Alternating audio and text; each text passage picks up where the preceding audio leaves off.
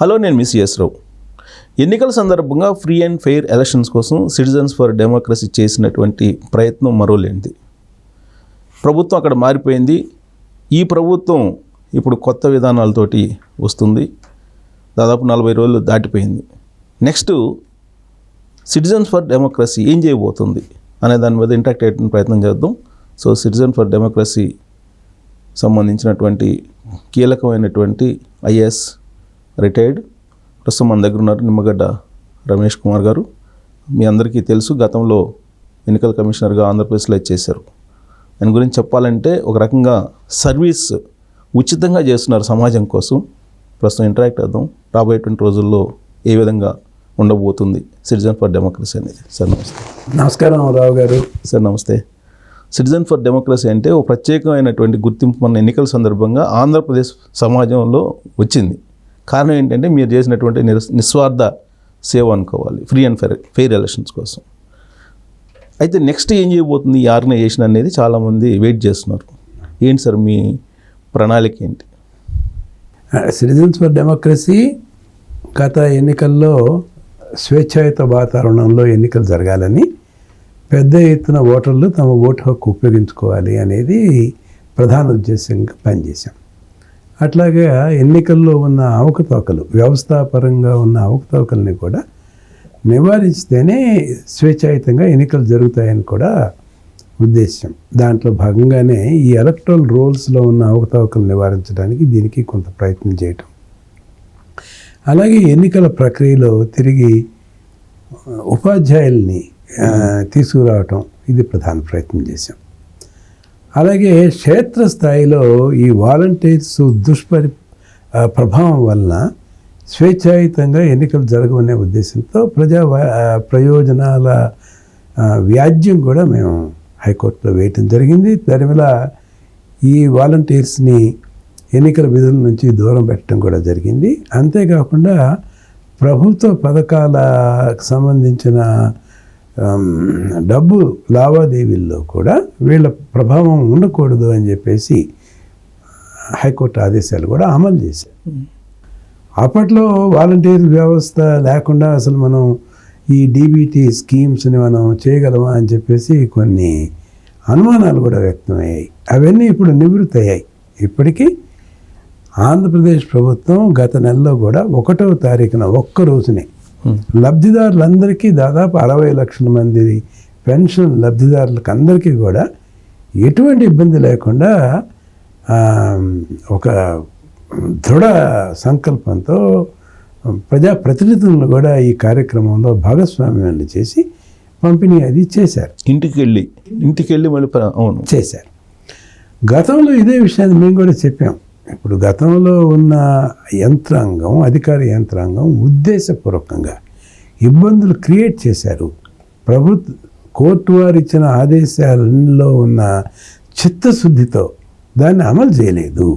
ఉద్దేశపూర్వకంగా ఇబ్బందులు కలిగించి లబ్ధిదారులకు అందరికీ ఎంతోమందికి ఇబ్బందులు కలగజేశారనేదే నేను అంతకుముందు కూడా సిటిజన్స్ ఫర్ డెమోక్రసీ చెప్పాం. సో ఇబ్బందులు కలగజేయడంతో పాటు 33 మంది చనిపోవడానికి కారణం కూడా అయ్యారు అనేది ఎలక్షన్ కమిషన్ మీద అప్పట్లో వచ్చిన ఆరోపణ కదా. ఇది దీనికంతా కూడా కారణం అప్పటి ప్రభుత్వ వ్యవస్థ వాళ్ళలో ఉన్న చిత్తశుద్ధి లోపించటం, హైకోర్టు తీర్పుని చిత్తశుద్ధితో అమలు చేయకపోవడంతో వచ్చిన సమస్యలు ఇవి. ఇప్పుడు కొత్త ప్రభుత్వం ఎన్నికైన తర్వాత వాలంటీర్ల ప్రమేయం లేకుండానే చేశారు. అంచేత వాలంటీర్ల వ్యవస్థని ఈ డీబీటీ బెనిఫిట్స్ కోసమే తిరిగి తీసుకురావాల్సిన అవసరం కూడా లేదు. ఎందుకంటే ప్రజల్లో వీళ్ళ మీద తీవ్రమైన వ్యతిరేకత ఉంది. వీళ్ళు ఒక పార్టీ ప్రయోజనాల కోసం కొమ్ము కాశారు అనే ఒక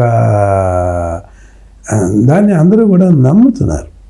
అంటే ఈ వాలంటీర్ వ్యవస్థని పెడదామని పట్టించింది అప్పటి ప్రభుత్వంలో ఉన్న పెద్దలు. వైఎస్ఆర్ కాంగ్రెస్ పార్టీ కార్యకర్తలను వాళ్ళే చెప్పారుగా. వీళ్ళు ఏం చేస్తారు? వీళ్ళు సామాన్యంగా గ్రామ స్థాయి వ్యక్తులు, నిరుద్యోగంలో నుంచి వచ్చారు. ఏదో ప్రభుత్వం వృత్తి ఇస్తున్నప్పుడు వారిని సక్రమంగా ఉపయోగించుకోవాల్సిన బాధ్యత ప్రభుత్వ వ్యవస్థలో ఉన్న పెద్దలపైన ఉంది. వాళ్ళు ఉద్దేశపూర్వకంగా పార్టీ ప్రయోజనాల కోసం వాడారు కాబట్టి నేను వ్యక్తిగతంగా కాదు వ్యవస్థాపరంగా ఇది తప్పని చెప్పాను. పైగా ఇది 73, 74 సవరణల కింద అధికార వికేంద్రీకరణ ఏదైతే మనం చేయాలి అని చెప్పి ఒక ఉద్దేశం పెట్టుకున్నామో దానికి కూడా ఇది వ్యతిరేకంగా ఉంది కాబట్టి ఇది సమంజసం కాదని కూడా ప్రభుత్వానికి కూడా తెలియపరిచాం. ఇంకొక వాదన కూడా ఉంది సార్. ఇప్పుడు ఈ వాలంటీర్ల కారణంగా సర్పంచులకి, ఎంపీటీసీలకి, జడ్పీటీసీలకి వీళ్ళకి అసలు గుర్తింపు లేకుండా పోతుంది అనేది ఒకటి. ఖచ్చితంగా వీళ్ళంతా ఎన్నికైన ప్రజాప్రతినిధులు. గ్రామ స్థాయిలో జరిగే సంక్షేమ కార్యక్రమాల్లో వాళ్ళకి కనీసం వాళ్ళ ప్రమేయం ఉండాలి, వాళ్ళకి భాగస్వామ్యులుగా వాళ్ళని చేయాలి. ఇది రాజ్యాంగం నిర్దేశించిన విధానం కూడా అదే. దానికి విధానంగా ఎన్నికైన ప్రజాప్రతినిధులకి సంబంధం లేకుండా వార్డ్ అండ్ విలేజ్ అనే ఒక స్వతంత్ర వ్యవస్థను ఏర్పరిచి, వాలంటీర్స్ అనే వ్యవస్థని ఏర్పరిచి దీని ద్వారా నేరుగా ప్రజలతో ప్రత్యక్ష సంబంధాలు పెట్టుకొని ఎన్నికైన ప్రజాప్రతినిధుల్ని విస్మరించడం ఎలా సమర్థనీయమవుతుంది? ఇది ఖచ్చితంగా దీన్ని ప్రజలు తిరస్కరించారు. అందుకనే దీన్ని మొన్న వచ్చిన ప్రజా తీర్పులో కూడా ఇది కూడా ఒక అంశంగా ఉందేమో అని చెప్పి నేనైతే నమ్ముతున్నాను. విచిత్రమైన పరిణామం ఏంటంటే సార్, ఇప్పుడు వాలంటీర్లకి ఇచ్చేటువంటి హానరోరియం కన్నా సర్పంచులకు వచ్చే జీతం వార్డు మెంబర్స్కి వచ్చేటువంటిది అసలు ఉండదు. ఎంపీసీడీ, జడ్పీటీసీలకు వచ్చేటువంటి వేతనం తక్కువ ఉంది. వీరందరికీ ఆనరోరియం ఇస్తున్నాం కానీ జీతాలు కాదు కదా ఇవి. కానీ వాలంటీర్లకి జీతాలు ఇస్తున్నాం, అది తేడా. అంటే వాళ్ళకు కూడా గౌరవ వేతనం అన్నారుగా, ఎంప్లాయీస్ కాదు గౌరవ వేతనం స్వచ్ఛందంగా వచ్చారని చెప్పి అంటున్నారుగా. అవును, నిజంగా ఇది నియామక మార్గాలన్నింటినీ కూడా వ్యతిరేకించి వీటిని తీసుకొచ్చారు. దీంట్లో నియమించడంలో పారదర్శకత ఉందా? లేదు. ప్రతిభ ఇదే ప్రాతిపదిక మీద వేశారు, ప్రతిభ లాంటి ప్రాతిపదిక మీద వేశారా? లేదు. రిజర్వేషన్స్ లాంటి వాటిని గుర్తించారా? లేదు. వారికి ఇష్టమైన వారిని వారికి ఎవరైతే వాళ్ళని మలుచుకోగలుగుతాం అనుకున్నారో అలాంటి వాళ్ళని వాలంటీర్స్గా చేసుకున్నారు. దానివల్ల దుష్ఫలితాలని ఈరోజు స్వయంగా వారు కూడా అనుభవిస్తున్నారు. టోటల్ సార్, ఆ వ్యవస్థ అసలు ఏ డిపార్ట్మెంట్ కింద వర్క్ చేస్తుంది అనేది క్లారిటీ ఉందా sir? Ward and village secretariat అని ఒక వ్యవస్థ ఏర్పరిచారు. ఆ విలేజ్ అండ్ వార్డ్ సెక్రటేరియట్ అనే ఒక డిపార్ట్మెంట్ని ఏర్పరిచి దానికి కూడా ఒక సెక్రటరీ ఉన్నారు. వారి ద్వారా ఇది అమలు కావాలన్నమాట. అది సో ఇప్పుడు గ్రామ వార్డు సచివాలయాల్ని కంటిన్యూ చేయాలన్నా, కంటిన్యూ చేస్తే బెటరా? ఈ 73, 74 సవరణ కింద అవి వస్తాయా, రావా సార్? అవి ఖచ్చితంగా వీటిని విలేజ్ అండ్ వార్డ్ సెక్రటేరియట్స్కి ఒక ప్రత్యేకమైన బాధ్యతలు కూడా ఉన్నాయి. అవి ప్రభుత్వ కార్యక్రమాలకు సంబంధించి అనేక కార్యక్రమాలకు సంబంధించి వాళ్ళకి కొన్ని నిర్దేశించిన విధులు విధానాలు ఉన్నాయి. అయితే వీటన్నిటినీ నేరుగా గ్రామ పంచాయతీ పరిధిలోకి తీసుకురావడానికి కొన్ని సమస్యలు కూడా ఉంటాయి. అంచేత ఏంటంటే ఆచరణీయమైన మార్గం ఏంటంటే పంచాయతీ సమావేశాలు జరిగినప్పుడు వార్డ్ అండ్ విలేజ్ సెక్రటేరియట్స్ సిబ్బంది విధిగా హాజరవ్వాలి. హాజరయ్యి ప్రభుత్వ పరంగా ఏమిటి గ్రామ స్థాయిలో వాళ్ళు చేస్తున్న కార్యక్రమాలు ఏమిటి అనేది విశదీకరించాలి, వాళ్ళకి వివరంగా చెప్పాలి. లబ్ధిదారుల ఎన్నిక ఇవి ఎలా జరుగుతుంది అనేది చెప్పాలి. చెప్పిన తర్వాత పంచాయతీ సూచనలు కూడా దృష్టిలోకి తీసుకోవాలి. అసలు లబ్ధిదారుల్ని ఎంపిక చేయటం గ్రామ సభలని నిర్వహించడం ద్వారానే వీళ్ళని ఎంపిక చేయాలి. ఈ గ్రామ సభలు గతంలో కూడా నిర్వహించిన దాఖలాలు లేవు. చేత ఈ గ్రామ సభల్లో నిర్వహించిన దాని ద్వారానే లబ్ధిదారులని ప్రత్యక్షంగా ఎన్నిక చేయాలి. అట్లా కనుక చేసినట్లయితే అవినీతికి ఆస్కారం లేకుండా నిజమైన లబ్ధిదారులని సమాజమే గుర్తిస్తుంది, ప్రజా సమాజమే. గుర్తించిన వాళ్ళకే ప్రభుత్వ ఫలితాలు వస్తాయి. సో దీనికి మొత్తం మీద ఈ వ్యవస్థ అయితే ప్రక్షాళన అయితే కావాల్సిన అవసరం ఉందంటారా టోటల్గా, సమూలంగా? ఖచ్చితంగా. ఇప్పుడు వాలంటీర్స్ అనే వ్యవస్థ వల్ల అవసరాలు లేవు. ఇప్పుడు గ్రామాల్లో ప్రధానమైన సమస్య ఏంటి? మొన్న మాన్య డిప్యూటీ చీఫ్ మినిస్టర్ గారు చక్కగా చెప్పారు. ఆయన చాలా చక్కగా స్పందించారు. అసలు గ్రామాల్లో పారిశుధ్య పరిస్థితి చాలా దారుణంగా ఉంది. అలాగే ఇప్పుడు ఈ ప్లాస్టిక్స్ లాంటి ఈ ఏవైతే వాతావరణాన్ని కలుషితం చేస్తున్నాయో దీని మీద ఏమిటి అనేది ఆయన ఆవేదన వ్యక్తం చేశారు. ఆయన చేసిన కాకుండా నా కాన్స్టిట్యున్సీలో వీటన్నిటినీ కూడా నేను చేయబోతున్నాను, ఒక ప్రజా చైతన్యం తీసుకొస్తాను, ప్రజా ఉద్యమం లాగా తీసుకొచ్చి ఈ కాలుష్యానికి దీనికి మనం కళ్ళెం వేద్దామని అన్నారు. ఇది నేను స్వాగతిస్తున్నాను, ఇది జరగాల్సిన విషయం. మరి దీంట్లో ఈ వాలంటీర్స్ లాంటి వాళ్ళని పెట్టినందువల్ల దీనివల్ల ఏం ఉపయోగం?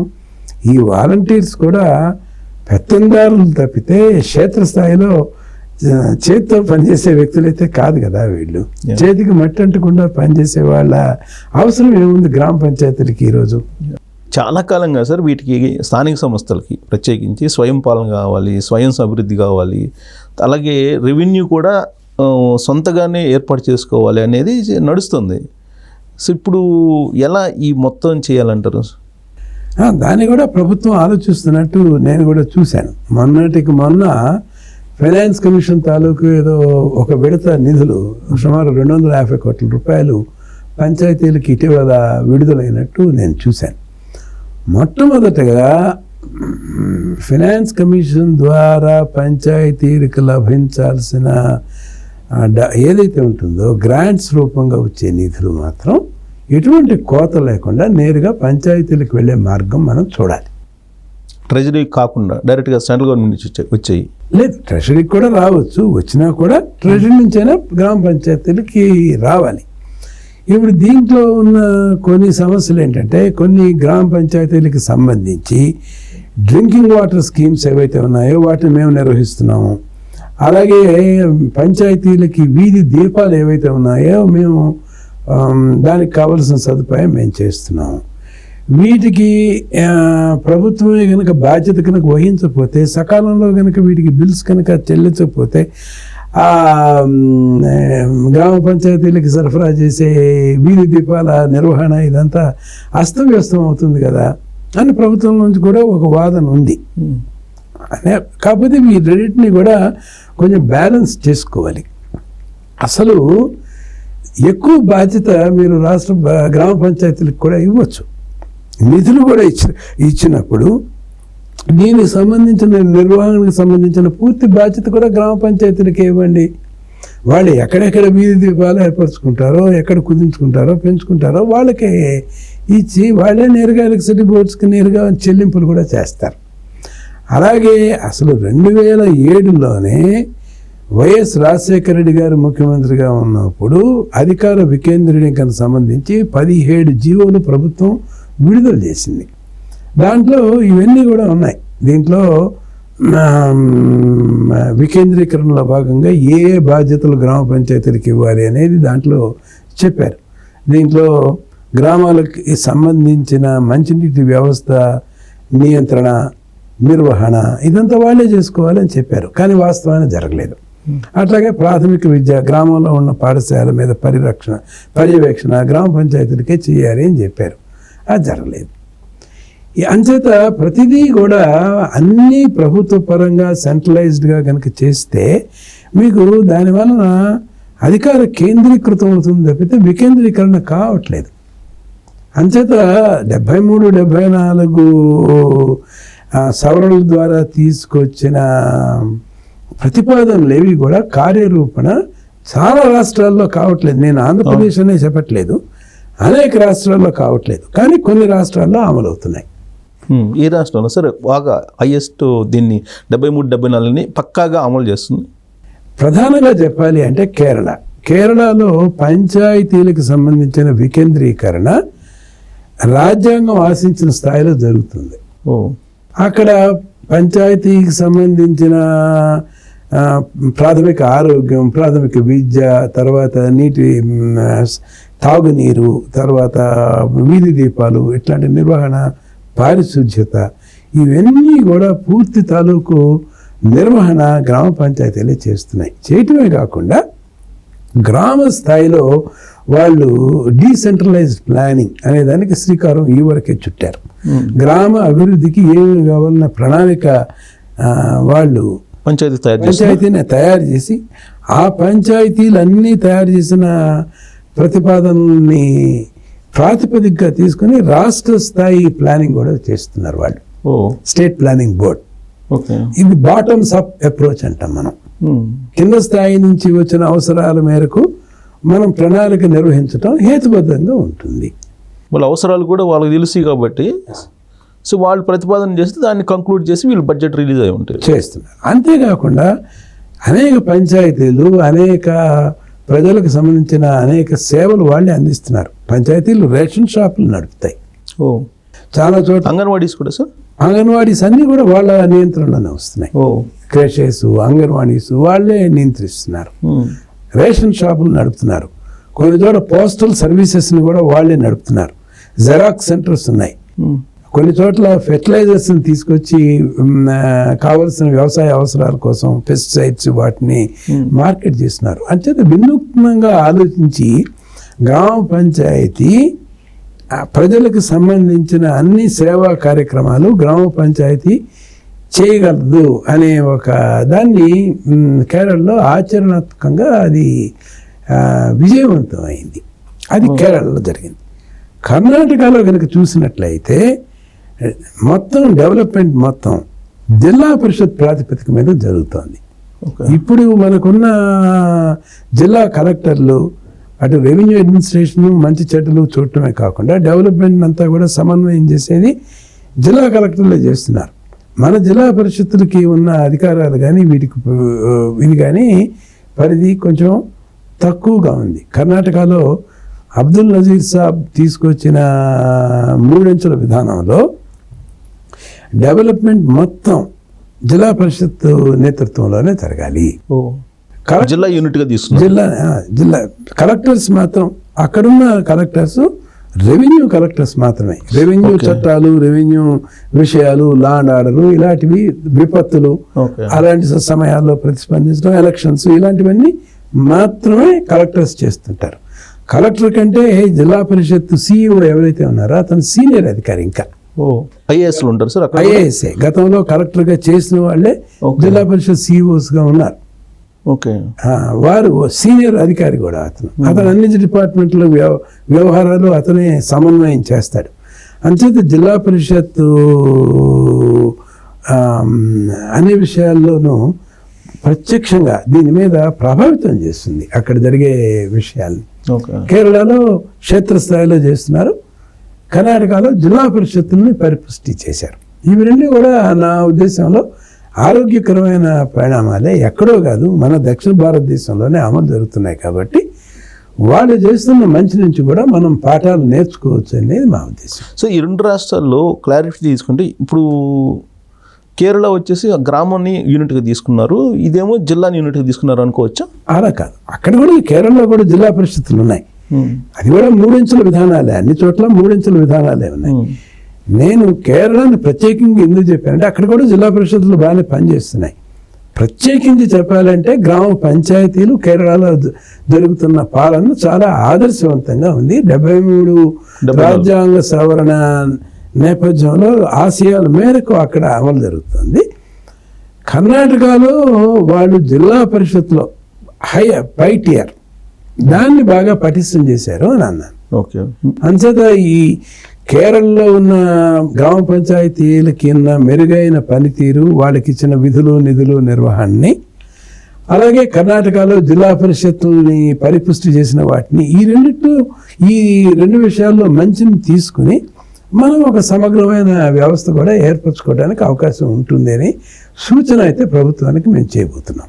ఇంకోటి సార్, గతంలో మనకి జిల్లా బోర్డులు అనేవి ఉండేవి, మీకు గుర్తుంటే సమితి జిల్లా బోర్డులు అవి ఉండేవి. ఆ జిల్లా బోర్డులు ఉన్నప్పుడు కూడా అది కొంచెం జిల్లా యూనిట్గా ఉండేదా? జిల్లా బోర్డులు అవి బ్రిటిష్ కాలంలో ఉండేవి జిల్లా బోర్డులు. అప్పుడు దానికి పరిమితంగా ఓటు హక్కు కూడా పరిమితంగా ఉండేది. దానికి ఇంత రెవెన్యూ కట్టే వాళ్ళకి మాత్రమే ఓటర్స్ అని అలా అని ఉండేది. సో ఆ జిల్లా బోర్డులకి కాలం చెల్లిపోయింది. అది ప్రజాస్వామ్య ప్రక్రియలో భాగంగా దాన్ని మనం స్వీకరించలేం. చేత ఇప్పుడు వచ్చిన తర్వాత గ్రామీణ వికాసానికి డే కమిటీ వేసిన తర్వాత వచ్చిన సంస్కరణలో భాగంగా తర్వాత ఈ జిల్లా పరిషత్తులు, బ్లాక్స్ వీటన్నిటినీ కూడా పునర్వ్యవస్థీకరించారు. దాని తర్వాత 73-74 తర్వాత 3 అంచెల వ్యవస్థను మనం ఏర్పరచుకున్నాం. సార్ ఇప్పుడు రీసెంట్గా వినిపిస్తుంది ఏంటంటే రూర్బన్స్ అనేటువంటిది ఒకటి స్కీమ్ ఏదో ఉంది. వరల్డ్ బ్యాంక్ దాన్ని ఫండింగ్ ఇచ్చి గ్రామాలనే ఒక పట్టణీకరణ అంటే మినీ పట్టణీకరణ దాన్నే రూర్బన్స్ అనే పేరు పెట్టారు అని అంటారు. అది మన అబ్దుల్ కలాం గారు లాంటి వారు కూడా పాపులరైజ్ చేశారు. పూరా అని అన్నారు. అంటే ఆ పూరా స్కీమ్లో అర్బన్ బెనిఫిట్స్, అర్బన్కి సంబంధించిన బెనిఫిట్స్ కూడా గ్రామీణ ప్రజలకి తీసుకువెళ్ళచ్చు అనేదాన్ని ఆయన ఎక్కువగా విస్తృతంగా పూరా అనే పేరుతో దాన్ని పాపులరైజ్ చేశారు. సో అది అవసరమే నిజంగా. కొంచెం ఆరోగ్యం, విద్య వీటిల్లో కనుక మరి గ్రామ స్థాయిలో ఉన్న వ్యవస్థలను కూడా మీరు బాగా పరిపుష్టి కనుక చేసినట్లయితే ఎక్కువ మంది గ్రామాల నుంచి పట్టణాలకి వలస పోరు. దాని మీద పట్టణీకరణ మీద ఉండే ఒత్తిడి తగ్గుతుంది అనే ఉద్దేశంతో అది అబ్దుల్ కలాం గారు దాన్ని ఎక్కువ పాపులరైజ్ చేశారు. ఓకే. సో ఈ మధ్య నేను సూర్యనారాయణ గారిని ఫైనాన్షియల్ అనలిస్ట్ సార్, ఆయన ఐఎస్బిలో స్టడీ చేసిన ఆయన చేసినప్పుడు ఫార్మల్ ఇన్కమ్ అనేది ఎక్కువ వస్తుంది అర్బన్స్ నుంచి, అక్కడేమో ఇన్ఫార్మల్ అయ్యింది. సో ఫార్మల్ ఇన్కమ్ రావాలంటే కనుక ఖచ్చితంగా రూర్బన్ స్కీమ్ అవసరము అని అంటారు. వారి ఉద్దేశం మంచిదే. ఇప్పుడు న్యాయంగా వ్యాపారాలు ఎక్కడుంటాయి? అర్బన్ సెంటర్స్లో ఉంటాయి. కానీ దానికి సంబంధించిన వినియోగదారులు ఎక్కడుంటారు? అన్ని చోట్ల ఉంటారు. అంచేత రెవెన్యూ జనరేషన్ అనేది అర్బన్ ఏరియాస్లో జరుగుతుంది కాబట్టి అర్బన్ ఏరియాస్లో వచ్చిన రెవెన్యూ అంతా అర్బన్ ప్రాంతానికి చెందిందే కాదు, దానికి సంబంధించిన ఇతరతర ప్రాంతాలకు సంబంధించిన రెవెన్యూ కూడా అర్బన్ ప్రాంతాల్లో ఉండే వాణిజ్య వ్యవస్థల ద్వారా కలెక్ట్ అవుతుంది. ఆ విషయాన్ని మనం మర్చిపోకూడదు. అంచేత ఆ రెవెన్యూ మొత్తం అర్బన్ ప్రాంతాలకే ఇస్తాము, రూరల్ ప్రాంతాలకు ఇవ్వము అంటే ఎట్లా? సో ఒకటి గ్రామాల్లో సార్ ఇప్పుడు వర్క్ స్టేషన్స్ అనేది ఒకటి చంద్రబాబు నాయుడు గారు ఎన్నికల సందర్భంలో చెప్పారు. ప్రత్యేకించి మనకు ఐటీ సెక్టార్ అనేది మన జీడిపిలో ఎక్కువ పోర్షన్ ఉంది కాబట్టి అక్కడ వర్క్ స్టేషన్స్ పెడతాను అని చెప్పారు. ఆ వర్క్ స్టేషన్స్ పెడితే గ్రామాలు అభివృద్ధి చెందుతాయి అంటారా? తప్పకుండా చెందుతాయి. అది తప్పకుండా చెందుతాయి. ఎందుకంటే ఇప్పుడు మీరు చూశారు, కోవిడ్ వచ్చిన నేపథ్యంలో చాలామంది పట్టణ ప్రాంతాల నుంచి తమ సొంత ఊళ్ళకి వెళ్ళిపోయారు. వర్క్ ఫ్రమ్ హోమ్ చేస్తున్నారు ఇప్పుడు చాలామంది. సాంకేతిక పరిజ్ఞానం పెరిగిన తర్వాత మనకున్న సాధనాల ద్వారా మనం ఎక్కడి నుంచైనా సరే మనం పని చేసుకోవచ్చు, కాంట్రిబ్యూట్ చేయొచ్చు. సర్వీసెస్ సెక్టార్లో అవసరమైన మేరకు మనం ఏదైనా 1-2 సందర్భాల్లో మనం వెళ్ళి మనం ఆఫీసెస్లో ఉంటాం. ఆ వెసులుబాటును కూడా కల్పించారు. ఇప్పుడు ఇక్కడే కాదు, పాశ్చాత్య దేశాల్లో కూడా ఈ తేడాలు మనం చూసాం. చూసిన తర్వాత చాలామంది ఇప్పుడు గూగుల్ కావచ్చు, వీళ్ళు కావచ్చు, ఎంప్లాయీస్ చాలామంది ఈ పెద్ద పెద్ద అద్దెల భారం ఉండే కాలిఫోర్నియా లాంటి ప్రదేశాల నుంచి చిన్న చిన్న పట్టణాల వైపు వెళ్ళిపోయారు వాళ్ళు. గతంలో బైరాజు ఫౌండేషన్ అని రామలింగరాజు గారు స్థాపించిన బైరాజు ఫౌండేషన్ గ్రామ్ ఐటీ అనే ఒక కాన్సెప్ట్ని ఆంధ్రప్రదేశ్లో సక్సెస్ఫుల్గా ఇంప్లిమెంట్ చేశారు. అప్పట్లోనే నేను గ్రామ్ ఐటీ సెంటర్స్ని కూడా వెళ్ళి చూశాను. ఈ వెస్ట్ గోదావరిలో ప్రధానంగా గ్రామ్ ఐటీస్ బాగా పనిచేసాయి. మీరు కలెక్టర్గా ఉన్నప్పుడు? కలెక్టర్గా నేను ప్రభుత్వంలో పనిచేస్తున్నప్పుడు దీని మీద తెలుసుకోవాలనే ఉత్సాహంతో ఈ బైరాజు ఫౌండేషన్ చేస్తున్న కార్యక్రమాలు చూడాలనే ఉద్దేశంతో నేను వెస్ట్ గోదావరి పర్యటించినప్పుడు గ్రామ్ ఐటీ అనే కాన్సెప్ట్ ఆల్రెడీ ఉంది. అంచేత గ్రామంలో ఉన్న విద్యావంతులైన వాళ్ళకి ఆ గ్రామంలోనే ఐటీ బేస్డ్ దీని మీద ప్లాట్ఫామ్స్ మీద పనిచేసే వెసులుబాటు కల్పించారు. దానికి కావాల్సిన కనెక్టివిటీ, ఇంటర్నెట్ ఇవన్నీ కూడా కల్పించారు వాళ్ళు బైరాజు ఫౌండేషన్. ఓకే. అదే గ్రామాల్లో కూర్చుని కూడా కోడింగ్ చేయటం, గ్రామాల్లో కూర్చుని కూడా సర్వీస్ ఎకానమీకి అనుసంధానంగా పనిచేయటం అనేది ఆ రోజే బైరాజు ఫౌండేషన్ విజయవంతంగా దాన్ని నిరూపించగలిగారు. అంచేత ఇప్పుడు మనకి ఫైబర్ నెట్ అన్ని రాష్ట్ర విలేజెస్కి బాగా విస్తరించిన నేపథ్యంలో ఇది సాధ్యమే. సో అప్పుడు కంప్లీట్ మారిపోయే అవకాశం ఉండటానికి ఇది ఒక ప్రధాన కారణం అవుతుందా? అవుతుంది. దీన్ని వ్యవస్థ పరంగా దీన్ని కనుక బలపరిచి ఇంటర్నెట్ కనెక్టివిటీ, ఫైబర్ నెట్ కనెక్టివిటీని బలపరిచినట్లయితే అవసరం కూడా. ఇది చంద్రబాబు నాయుడు గారు ఎప్పటి నుంచో చెప్తున్నారు, ప్రతి గ్రామానికి ఐటీ కనెక్టివిటీ ఉండాలి, world is a global village అనేది ఆ సిద్ధాంతాన్ని నమ్మిన వ్యక్తి కూడా ఆయన. ఆ విధంలో ఆయనకి ఆధునికీకరణ, ముందు చూపు, అటువంటి విజన్ అవన్నీ కూడా ఉన్నాయి ఆయనకి. అంచేత దాంట్లో భాగంగా అందుకనే అప్పుడు ఆ ఫైబర్ నెట్ వ్యవస్థ ఏర్పరచడం, ప్రతి గ్రామానికి కూడా నెట్ కనెక్టివిటీ ఇవ్వటం, ప్రతి గ్రామం కూడా గ్లోబల్ ఈ విలేజ్ దీంట్లో భాగస్వామ్యం కావాలి. మనం ఎక్స్క్లూడ్ కాకూడదు డెవలప్మెంట్ ప్రాసెస్లో. ఈ ఐటీ లాంటి సదుపాయాలు లేని వలన మనం we should not be outside the development. దానికోసం ఇది వ్యవస్థాపరంగా చేశారు, అన్ని ప్రభుత్వాలు కూడా చేస్తున్నాయి. ఇప్పుడు కేంద్ర ప్రభుత్వం కూడా అదే విధానాన్ని నమ్ముతోంది. సార్ ఆంధ్రప్రదేశ్కి వచ్చేటప్పుడు సార్ అక్కడ భౌగోళికంగా కానీ లేదా మేధో సంపత్తి కానీ ఇవన్నీ అన్ని కోణాల నుంచి ఆలోచించిన తర్వాత వర్క్ స్టేషన్స్ అనేటువంటి ఒక పద్ధతిని అక్కడ పెట్టాలనేది చంద్రబాబు నాయుడు గారి ఆలోచన. అది పెడితే విదేశాల్లో ఉండేటువంటి వాళ్ళు కూడా వచ్చి అక్కడ డైరెక్ట్ కానీ ఇండైరెక్ట్ ట్యాక్స్లు కానీ వస్తాయి అనేది అది నిజంగా అది ఉంటుందంటారా, వర్కౌట్ అవుతుందంటారా? నాకు తెలిసినంత వరకు ఆంధ్రప్రదేశ్లో ఇటీవల కాలంలో ప్రతిభావంతులైన వాళ్ళు ఆంధ్రప్రదేశ్ని వదిలి వెళ్ళిపోయారు. లక్షల మంది వెళ్ళారు. ఇది బాధాకరమైన విషయం. ఎందుకంటే ఇది వివక్షతో కూడిన ప్రభుత్వం. మా మీద ప్రభుత్వంలో నుంచి సానుకూలత లేదు, ఆశించిన స్థాయిలో లేదు అని అనటం చేత ఆంధ్రప్రదేశ్ నుంచి పెట్టుబడిదారులు తరలి వెళ్ళిపోయారు, సంపద తరలి వెళ్ళిపోయింది, ప్రతిభావంతులు తరలి వెళ్ళిపోయారు. ఇప్పుడు ప్రభుత్వం ముందున్న ప్రధానమైన సవాళ్ళు ఏంటంటే మళ్ళీ విశ్వాసాన్ని కల్పించటం. ప్రభుత్వం అనేది వివక్ష లేకుండా అందరికీ అందుబాటులో సమాన అవకాశాలతో అందరికీ పనిచేస్తుంది, బాధ్యతాయుతంగా వ్యవస్థ పనిచేస్తుంది, పాలనా వ్యవస్థ పనిచేస్తుంది, జవాబుదారీతనంతో పనిచేస్తుంది అనే విశ్వాసాన్ని కల్పించటం ఈ ప్రభుత్వానికి మీద ఉన్న ప్రధానమైన సవాలు. ఆ విషయంగానే ప్రభుత్వం కూడా కక్ష సాధింపు విధానంగా కాకుండా ఆచితూచి కూడా వ్యవహరిస్తుంది, విజ్ఞతతో వ్యవహరిస్తుంది. దీన్ని నేను స్వాగతిస్తున్నాను. ఇప్పుడు కొత్తగా ప్రభుత్వం వచ్చిన తర్వాత కక్ష సాధింపుగా గతంలో చేసిన వాళ్ళ మీద కేసులు పెట్టో, లేకపోతే వాళ్ళు చేసిన తప్పుడు విధానాల్లో భాగంగా పోలీస్ వ్యవస్థను దుర్వినియోగం చేసి వీళ్ళందరినీ తీసుకువెళ్ళి మళ్ళీ వీళ్ళ మీద కేసులు పెట్టి చేసిన దానివలన వాతావరణం కలుషితం అయిపోతుంది. అది విఘ్నతతో ఉన్నవాళ్ళు వ్యవహరించరు. నా ఉద్దేశంలో ప్రభుత్వం చాలా విఘ్నతతో వ్యవహరిస్తుంది, ఆచితూచి వ్యవహరిస్తుంది. చేయాల్సిన విధంగా పెద్దవాడు ఎవరు తప్పు చేసిన వాళ్ళని వదిలిపెట్టాలి, ఉపేక్షించాలి అనే ఉద్దేశంతో లేదు. తప్పు చేసిన వాళ్ళని సరైన పద్ధతిలో చట్టం పరిధిలోకి తీసుకురావాలి. దానికి ఈ చట్టం నిర్దేశించిన విధంగా తప్పు చేసిన వాళ్ళు శిక్షార్హులు అవుతారు. కానీ పెద్ద ఎత్తున కక్ష సాధింపు చర్యలు చేసి పెద్ద ఎత్తున వాతావరణాన్ని కలుషితం చేయటం అవసరం అంటే అవసరం లేదు. ప్రభుత్వం అంచేత విజ్ఞతతో వ్యవహరిస్తుంది కాబట్టి నేను కూడా ప్రభుత్వాన్ని అభినందిస్తున్నాను ఈ విషయంలో.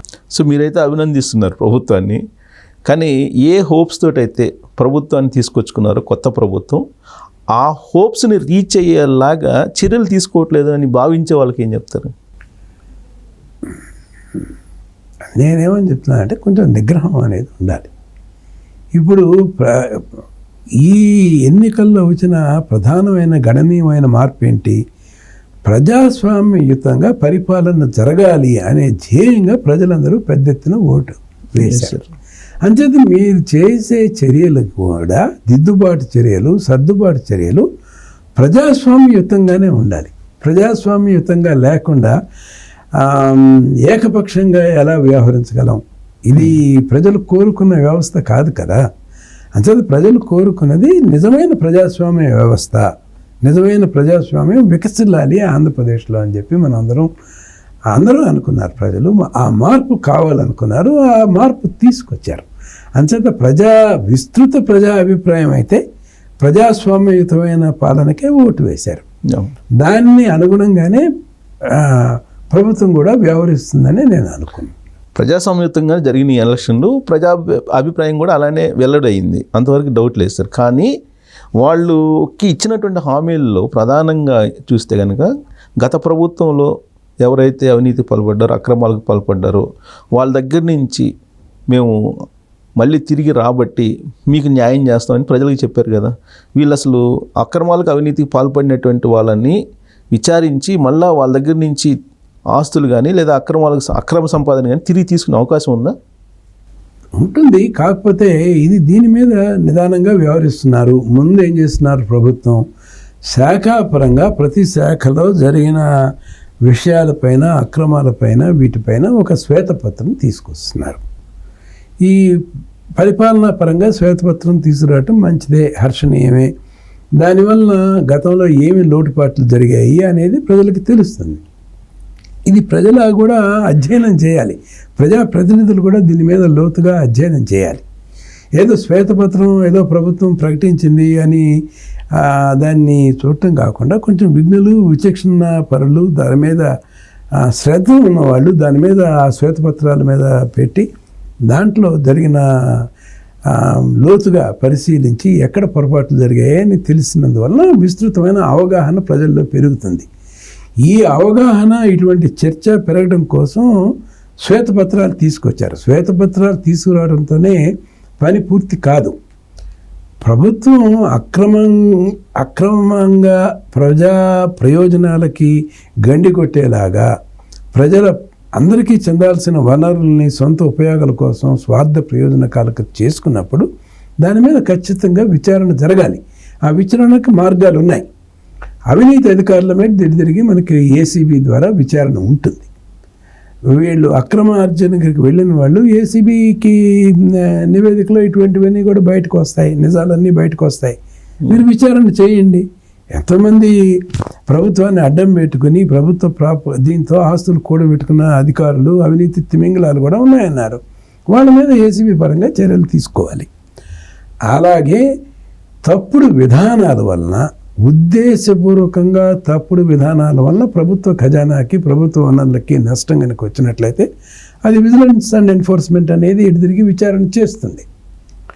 మూడవది, కుట్రపూరితంగా, నేరపూరితంగా కొన్ని విధానాలు చేయటం ద్వారా లబ్ధి పొందటం, ప్రయోజనం పొందటం చేసినప్పుడు దాని మీద సిబిసిఐడి కూడా ఎంక్వైరీ చేయొచ్చు.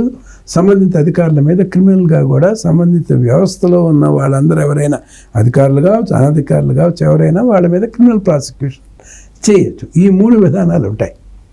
ఇవి కాకుండా మీరు కూడా చూశారు, తెలంగాణలో కూడా ఏం చేశారు. తెలంగాణలో కూడా 2 మార్గాలు ఉన్నాయి. ప్రధానమైన అంశాల్లో ప్రజలకు అవగాహన కల్పించడం కోసం, ఉదాహరణకు కాళేశ్వరంలో లీకేజెస్ జరిగాయి, పిల్లర్స్ కుంగిపోయాయి, ఎంతో డబ్బు వృధా అయిపోయింది, చాలా ప్రజల్లో క్రిటిసిజం వచ్చింది. ఇది కూడా ఇక్కడ జరిగిన ఎలక్షన్స్ని ప్రభావితం చేసిన అంశమే. దాని మీద జస్టిస్ ఘోష్ కమిటీ వేశారు. ఆయన ఘోష్ కమిటీ దీంట్లో లోతుగా వెళ్ళి అసలు ఈ బ్యారేజెస్ ఇక్కడ కట్టాలా, ఎక్కడ కడితే బాగుంటుంది, ఎందుచేత తప్పులు జరిగాయి, దీని మీద సరైన డిజైన్స్ ఉన్నాయా, అప్రూవల్స్ ఉన్నాయా, క్వాలిటీ కంట్రోల్ అనే వాటిని మనం పాటించామా లేదా అనే దాని మీద జస్టిస్ ఘోష్ అధ్యయనం చేస్తున్నారు. చేసిన తర్వాత ఆయన ఒక సమగ్రమైన రిపోర్ట్ ఇస్తారు. ఆయన చాలా అనుభవజ్ఞులు, చాలా చీఫ్ జస్టిస్గా చేసిన వ్యక్తి, అపారమైన అనుభవం ఉంది ఆయనకి, సామర్థ్యం కూడా ఉంది. ఇచ్చిన తర్వాత వారిచ్చిన నివేదిక ఏదైతే ఉంటుందో అది శాసనసభలో పెడతారు. దాని మీద విస్తృత చర్చ జరుగుతుంది. అలా ప్రజా సమస్యలు ప్రధానంగా ఉన్న కొన్ని అంశాల్లో ప్రజలకు అవగాహన కల్పించడం కోసం జస్టిస్ ఘోష్ లాంటిది కమిటీ, కాళేశ్వరం మీద వేశారు, జడ్జెస్ కమిటీని ఆంధ్రప్రదేశ్లో కూడా వేయచ్చు కొన్ని ప్రధానమైన అంశాల మీద. అవి ప్రధానమైన అంశాలు నిర్ణయించుకోవాల్సింది ప్రభుత్వమే. ఓకే. ఇక రెండవది, ఇక్కడ తెలంగాణలో కూడా విద్యుత్ కొనుగోలులో జరిగిన అక్రమాల మీద ఒక కమిటీని వేశారు. అయితే ఆ కమిటీని సుప్రీంకోర్టు ఏదో దాంట్లో విధి విధానాలను ఏదో కొంచెం తప్పు పట్టింది, అది పునర్వ్యవస్థీకరిస్తారు. దాంట్లో అక్కడ ప్రభుత్వ ఖజానాకి జరిగిన నష్టాన్ని అంచనా వేయడానికి దాంట్లో వాడిన Yadadri power plant sub critical టెక్నాలజీని ఎందుకు ఎన్నుకున్నారు అన్న విషయాల మీద అది కమిషనర్ ఆఫ్ ఎంక్వైరీస్ పరిధిలోకి వస్తుంది. అది కమిషనర్ ఆఫ్ ఎంక్వైరీ పరిధిలో ఉండే రిటైర్డ్ న్యాయమూర్తి ఏదైతే చేస్తున్నారో దీనికి అందరికీ కూడా అవకాశం ఇస్తారు. ఎఫెక్టెడ్ పీపుల్ ఎవరైతే తప్పుడు నిర్ణయాలు తీసుకున్నారో వాళ్ళందరికీ కూడా అవకాశం ఇచ్చి మీరందరూ కూడా హాజరు కమ్మని చెప్పి సమ్మన్స్ ఇచ్చి వాళ్ళందరినీ హాజరుపరుస్తారు. హాజరుపరిచి వాళ్ళ అభిప్రాయాలు, వాళ్ళ వివరణని కూడా తీసుకుంటారు. సంతృప్తి చెందితే సరే, ఆ సంతృప్తి కనుక చెందకపోతే, లోపాలు కనుక ఉన్నట్లయితే ఎంక్వైరీస్ దీనికి పరిధిలో కమిషన్ ఆఫ్ ఎంక్వైరీస్ యాక్ట్ పరిధిలో ఏర్పడిన జడ్జెస్ కమిటీ నివేదిక ఇస్తుంది. అది ప్రామాణికమైన నివేదిక అవుతుంది. అప్పుడు ఓకే, ఆ ప్రామాణికమైన నివేదిక బహిర్గతం అయిన తర్వాత క్రిమినల్ ప్రాసిక్యూషన్ కూడా చర్యలు కూడా అవసరమైతే తీసుకోవచ్చు. ఓకే, ఇది విధి విధానాలు ఇలా ఉంటాయి. అంచేత ప్రభుత్వం ఏ ప్రాధాన్యతమైన అంశాలు అనేవి ఎంచుకుని వాటిల్లో కమిషన్ ఆఫ్ ఎంక్వైరీ యాక్ట్లో చేయాల్సిన వాటి మీద ఎంక్వైరీస్, దానికి సమర్థులైన సరైన న్యాయమూర్తులు, అనుభవజ్ఞులు ఆయన న్యాయమూర్తులను ఎన్నుకోవటం అవసరం. దీనికి కొంత టైం పడుతుంది. అట్లాగే ప్రజలకి తెలియపరచాల్సిన అంశాల గురించి న్యాయ విచారణ ఏదైతే ఉంటుందో అది కమిషన్ ఆఫ్ ఎంక్వైరీస్ యాక్ట్లో లేదు. అది నిజ నిర్ధారణ జరుగుతుంది కాబట్టి కొన్ని అటువంటి ప్రాధాన్యత కలిగిన విషయాల మీద నిజ నిర్ధారణ చేయడానికి కూడా న్యాయ దర్యాప్తుని ఏర్పాటు చేసుకోవచ్చు. సో ఎంక్వైరీకి వెళ్ళే ముందు ఇవన్నీ చేస్తారు. ఇప్పుడు ఇంకొక కేసు ఉంది సార్ తెలంగాణలో, ఫోన్ ట్యాపింగ్ కేసు అనేది. అది దేని కింద వస్తుంది? అది క్రిమినల్. ఇది ఇండియన్ టెలిగ్రాఫిక్ యాక్ట్లో వైలేషన్స్ కింద వస్తుంది. ఇది పూర్తిగా ఇది క్రిమినల్ ప్రక్రియ. దీనికి ఏమీ న్యాయ విచారణ అవసరం లేదు. ఇది పూర్తిగా చట్ట పరిధిలోకి లోబడే క్రిమినల్గా వస్తుంది. దీంట్లో హైకోర్టు కూడా దీని మీద చాలా ప్రతిస్పందించింది. ఎందుకంటే గౌరవ న్యాయమూర్తిని డైరెక్ట్గా ఈ ఆయన ఫోన్ల మీద కూడా నిఘా పెట్టి సమాచారం సేకరించారనే దాన్ని హైకోర్టు తీవ్రంగా పరిగణించిన నేపథ్యంలో దీని మీద క్రిమినల్ ప్రాసిక్యూషన్కి వీళ్ళందరూ కూడా బాధ్యులు అవుతారు. ఆయన వాళ్ళు దానికి తగిన రుసుము చెల్లించక తప్పదు. సో ఇక్కడ ఆంధ్రప్రదేశ్లో కూడా సేమ్ సిచ్యువేషన్, ఫోన్ ట్యాపింగ్ అనేది ఉందనేది ఇప్పుడు కొత్తగా ఎన్నికైనటువంటి ప్రభుత్వంలో ఉండేటువంటి కొంతమంది మంత్రులు ఆందోళన చెందుతున్నటువంటి పరిస్థితి. అక్కడ కూడా సేమ్ ఇలాంటి సిచ్యువేషన్ ఉంటుందా? ఇక్కడ రుజువులు ఉన్నాయి, తెలంగాణలో రుజువులు ఉన్నాయి కాబట్టి ఈ రుజువులు బహిర్గతం అయ్యాయి కాబట్టి దాని మీద చర్యలు తీసుకుంటున్నారు. ఆంధ్రప్రదేశ్లో కూడా అట్లాంటి రుజువులు, అట్లాంటి సంఘటనలు కనుక జరిగినట్లయితే తెలంగాణలో తీసుకున్న లాంటి చర్యలే ఆంధ్రప్రదేశ్లో కూడా తీసుకోవడానికి కూడా అవకాశం ఉంటుంది. కానీ ఇదంతా మనం కేవలం నమ్మకాల మీద చేయడానికి వీల్లేదు, రుజువుల మీద చేయాల్సి వస్తుంది. తెలంగాణలో కొన్ని రుజువులు దొరికాయి. ఈ మొత్తం కలిపి సార్ ఘోష్ కమిటీ అనుకోండి, లేదా నరసింహారెడ్డి గారి కమిటీ అనుకోండి, ఏదైతేనేమి లేదా అక్కడ కూడా మీరు అన్నట్టు సరే ఎంక్వైరీ చేస్తారు అనుకుందాం. ఫైనల్గా పబ్లిక్కి ఎవరైతే అక్రమంగా సంపాదన దాచిపెట్టుకున్నారో వాళ్ళ నుంచి బెనిఫిట్ కలుగుతుందా, లేదంటే రాజకీయపరమైనటువంటి అంశాల వరకే పరిమితం అవుతుందా? చేయొచ్చు. ఇంతకుముందు కూడా గతంలో ఫైనాన్స్ మినిస్టర్గా చేసిన యనమల రామకృష్ణుడు గారు ఏమన్నారంటే, అక్రమంగా కనుక ఎవరైనా ప్రభుత్వ ఆస్తులు దోచుకుని కూడబట్టుకున్నట్లయితే దాన్ని రెవెన్యూ రికవరీ యాక్ట్ కింద కూడా మీరు వసూలు చేయొచ్చు అని అన్నారు.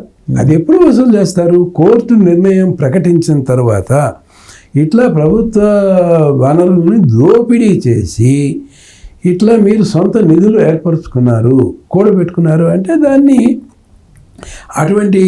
దాన్ని న్యాయపరంగా పరిష్కరించుకోవాలి. ముందు న్యాయపరంగా దాని మీద రుజువు తీసుకోవాలి, రుజువులు లభించాలి, దాని మీద ఫైండింగ్స్ రావాలి. ఫైండింగ్స్ వచ్చిన తర్వాత అటువంటి అక్రమంగా కూడబెట్టుకున్న ఆస్తులన్నీ కూడా రెవెన్యూ రికవరీ యాక్ట్ కింద తిరిగి స్వాధీనపరచుకోవడానికి అవకాశం ఉంటుంది. మన ఇండియన్ న్యాయ వ్యవస్థ లేదా ఇండియన్ సర్వీసెస్ ఎలా ఉన్నాయని మీకు తెలుసు కదా. నేను ప్రత్యేకంగా మీతోటి మెన్షన్ చేయకూడదు, ఎందుకంటే హనుమంతుడు అంటూ కుప్పు గంతులు ఇచ్చినట్టుంటుంది. బట్ ఇది సాధ్యమేనా సార్? అసలు ప్రజలు ఏదైతే హోప్స్ పెట్టుకున్నారో దోచినటువంటి సంపద, ఇప్పుడు ఆంధ్రప్రదేశ్ తీసుకుంటే ఎన్నికల ముందు దేంట్లో ఎంత దోచారని చెప్పారు, తర్వాత ఇప్పుడు శ్వేతపత్రాలు రిలీజ్ చేస్తున్నారు. ఖచ్చితంగా ప్రభుత్వంలో ఎవరుంటే వాళ్ళ మాట నమ్మాల్సిందే కదా, వాళ్ళ అఫీషియల్ ఫిగర్సే కదా ఇచ్చేది. అంటే ఇది ప్రధానంగా ఉన్న అంశం ఏంటంటే, మీరు చెప్పినట్లు ఒక తప్పు చేయటం అనేది చాలా తేలికండి. ఆ తప్పు చేసిన వాడిని సరి చేసి వాడి దగ్గర నుంచి ఆ ప్రతిఫలం తీసుకోవటం అనేది చాలా కష్టం అయిపోతుంది. అది ప్రధాన సమస్య. ఇప్పుడు అందుచేత ప్రభుత్వ వనరులు కానీ ప్రభుత్వ ఆస్తులు కానీ వీటన్నిటినీ జరిగిన విధ్వంసానికి, నష్టానికి అంచనా వేయటం, బేరీజ్ వేయటం తేలిక. రాబట్టడమే కష్టం మీరు చెప్పినట్టు. ఎందుకంటే ఇవన్నీ న్యాయ వ్యవస్థలో ఉన్న లొసుగులు అన్నిటినీ కూడా వీళ్ళు ఉపయోగించుకుంటారు. మీరు గమనించాల్సింది ఏంటంటే ఇటువంటి అక్రమాలు చేసిన వాళ్ళు ఎంతో ప్రతిభావంతులని కూడా మీరు గుర్తుంచుకోవాలి. వాళ్ళకి ఈ వ్యవస్థలో ఉన్న రక్షణని ఎట్లా ఉపయోగించుకోవాలనేది వాళ్ళకి పూర్తిగా తెలుసు. దానికి సహకరించే వ్యక్తులు ఉంటారు, వ్యవస్థలు కూడా ఉంటారు. అందుచేతే ఈ జవాబుదారీతనం మనకి రావటం లేదు. అందుచేతే చివరికి మిగిలిన ఆయుధం ఏంటంటే ప్రజా తీర్పే మిగిలిన ఆయుధం అయిపోతుంది ప్రతి సందర్భాల్లో. ఈ అక్రమాలు, అవకతవకలు, వివక్ష, హింస పాల్గొన్న వాళ్ళని మనం చట్టపరంగా మనం శిక్షించలేం కాబట్టి వీళ్ళని చివరికి ఎవరు శిక్షిస్తున్నారు? ప్రజలే శిక్షిస్తున్నారు. 5 సంవత్సరాలు, మళ్ళీ 5 సంవత్సరాల్లో మళ్ళీ వాళ్ళేమో వీళ్ళ మీద, వీళ్ళు వాళ్ళ మీద చెప్పుకుంటుంటారు. ఫైనల్గా వ్యవస్థల మీద నమ్మకం అనేది పోవట్లేదా? వ్యవస్థల మీద నమ్మకం పోకూడదు. వ్యవస్థల మీద నమ్మకం కనుక పోయినట్లయితే అది ప్రజాస్వామ్యానికి తప్పుడు సంకేతం వెళుతుంది. ప్రజాస్వామ్య వ్యవస్థే బలహీనపడిపోతుంది అప్పుడు. కానీ మనం ప్రజాస్వామ్య వ్యవస్థని ఎన్నుకున్న సందర్భంలో మనం ఇంకా చట్టాలని పదునుగా మనం అమలు చేయాలి. మనం జవాబుదారీతనాన్ని ఇంకా ప్రజాప్రతినిధులు కావచ్చు, అధికారులు కావచ్చు, వీళ్ళందరి దగ్గర నుంచి మనం కోరుకోవాలి. వీళ్ళని కోరుకుని వీళ్ళని తప్పు చేసిన వాళ్ళని ఉపేక్షించకూడదు. ఎంత పెద్దవాళ్ళైనా సరే, అధికారులైనా సరే, అనధికారులైనా సరే ఉపేక్షించద్దు. మీ వరకు ప్రయత్నం మీరు చేయండి. మీ వరకు ప్రయత్నం మీరు సఫలీకృతులు కాకపోవటం అనేది ప్రయత్నం లోపం మూలంగా ఉండకూడదు. వ్యవస్థలో కొంచెం మార్పులు కనుక వస్తే అప్పుడు ఉన్న వ్యవస్థలో ఉన్న చట్టాలని ఇంకేమైనా సరళీకృతం చేయడానికి ఇంకేమైనా మార్గాలు ఉన్నాయా, ట్రిబ్యునల్స్ లాంటివి ఏర్పరచుకోవాలా అనే దాని మీద కూడా ఆలోచించవచ్చు. సో ఇప్పుడు ఉన్నటువంటి పరిస్థితుల్లో సిటిజన్ ఫర్ డెమోక్రసీ అనేది ఒక ఛాలెంజింగ్ తీసుకొని ప్రయాణం సాగించింది సార్. జిల్లా వరకు మీరు దాన్ని ఎక్స్టెండ్ చేసినట్టున్నారు జిల్లాల స్థాయిలో. భవిష్యత్తులో గ్రౌండ్ స్థాయికి వెళ్ళే ఆలోచన ఏమైనా ఉందా? ఇప్పుడు మేము కూడా ఈ గ్రామ పంచాయతీలని అంటే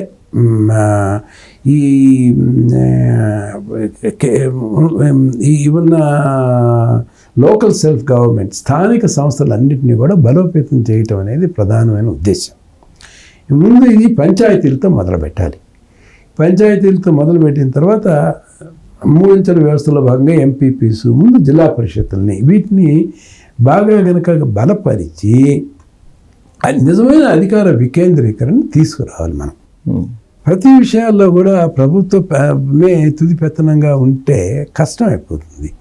అందుచేత జిల్లా పరిషత్తు కర్ణాటక పద్ధతిలో కనుక మనం కనుక చూసినట్లయితే ఆరోగ్యం, విద్య ఇట్లాంటి వాటి మీద పూర్తి నియంత్రణ జిల్లా పరిషత్తులకి ఇవ్వచ్చు. అట్లాగే గ్రామ స్థాయిలో ఉన్న క్రషెస్, తర్వాత వీటి నిర్వహణ, తర్వాత గ్రామ స్థాయిలో ఉన్న ప్రాథమిక విద్య ఇట్లాంటి వాటి మీద నియంత్రణ గ్రామ పంచాయతీలకి ఇవ్వాలి. వీళ్ళని భాగస్వామ్యాలుగా చేయాలి, నిధులు ఇవ్వాలి, విధులు కూడా ఇవ్వాలి. ఇచ్చిన తర్వాత ఒక మంచి నాయకత్వం కూడా రావాలని మనం కోరుకోవాలి. పంచాయతీలకు కూడా 26 జనవరిలో ఎన్నికలు రాబోతున్నాయి.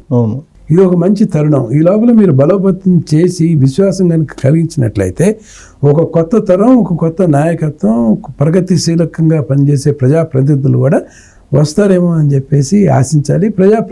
అటువంటి ప్రజాప్రతినిధులు తీసుకురావడానికి కూడా రాజకీయ పక్షాలన్నీ కూడా ప్రోత్సహించాలి.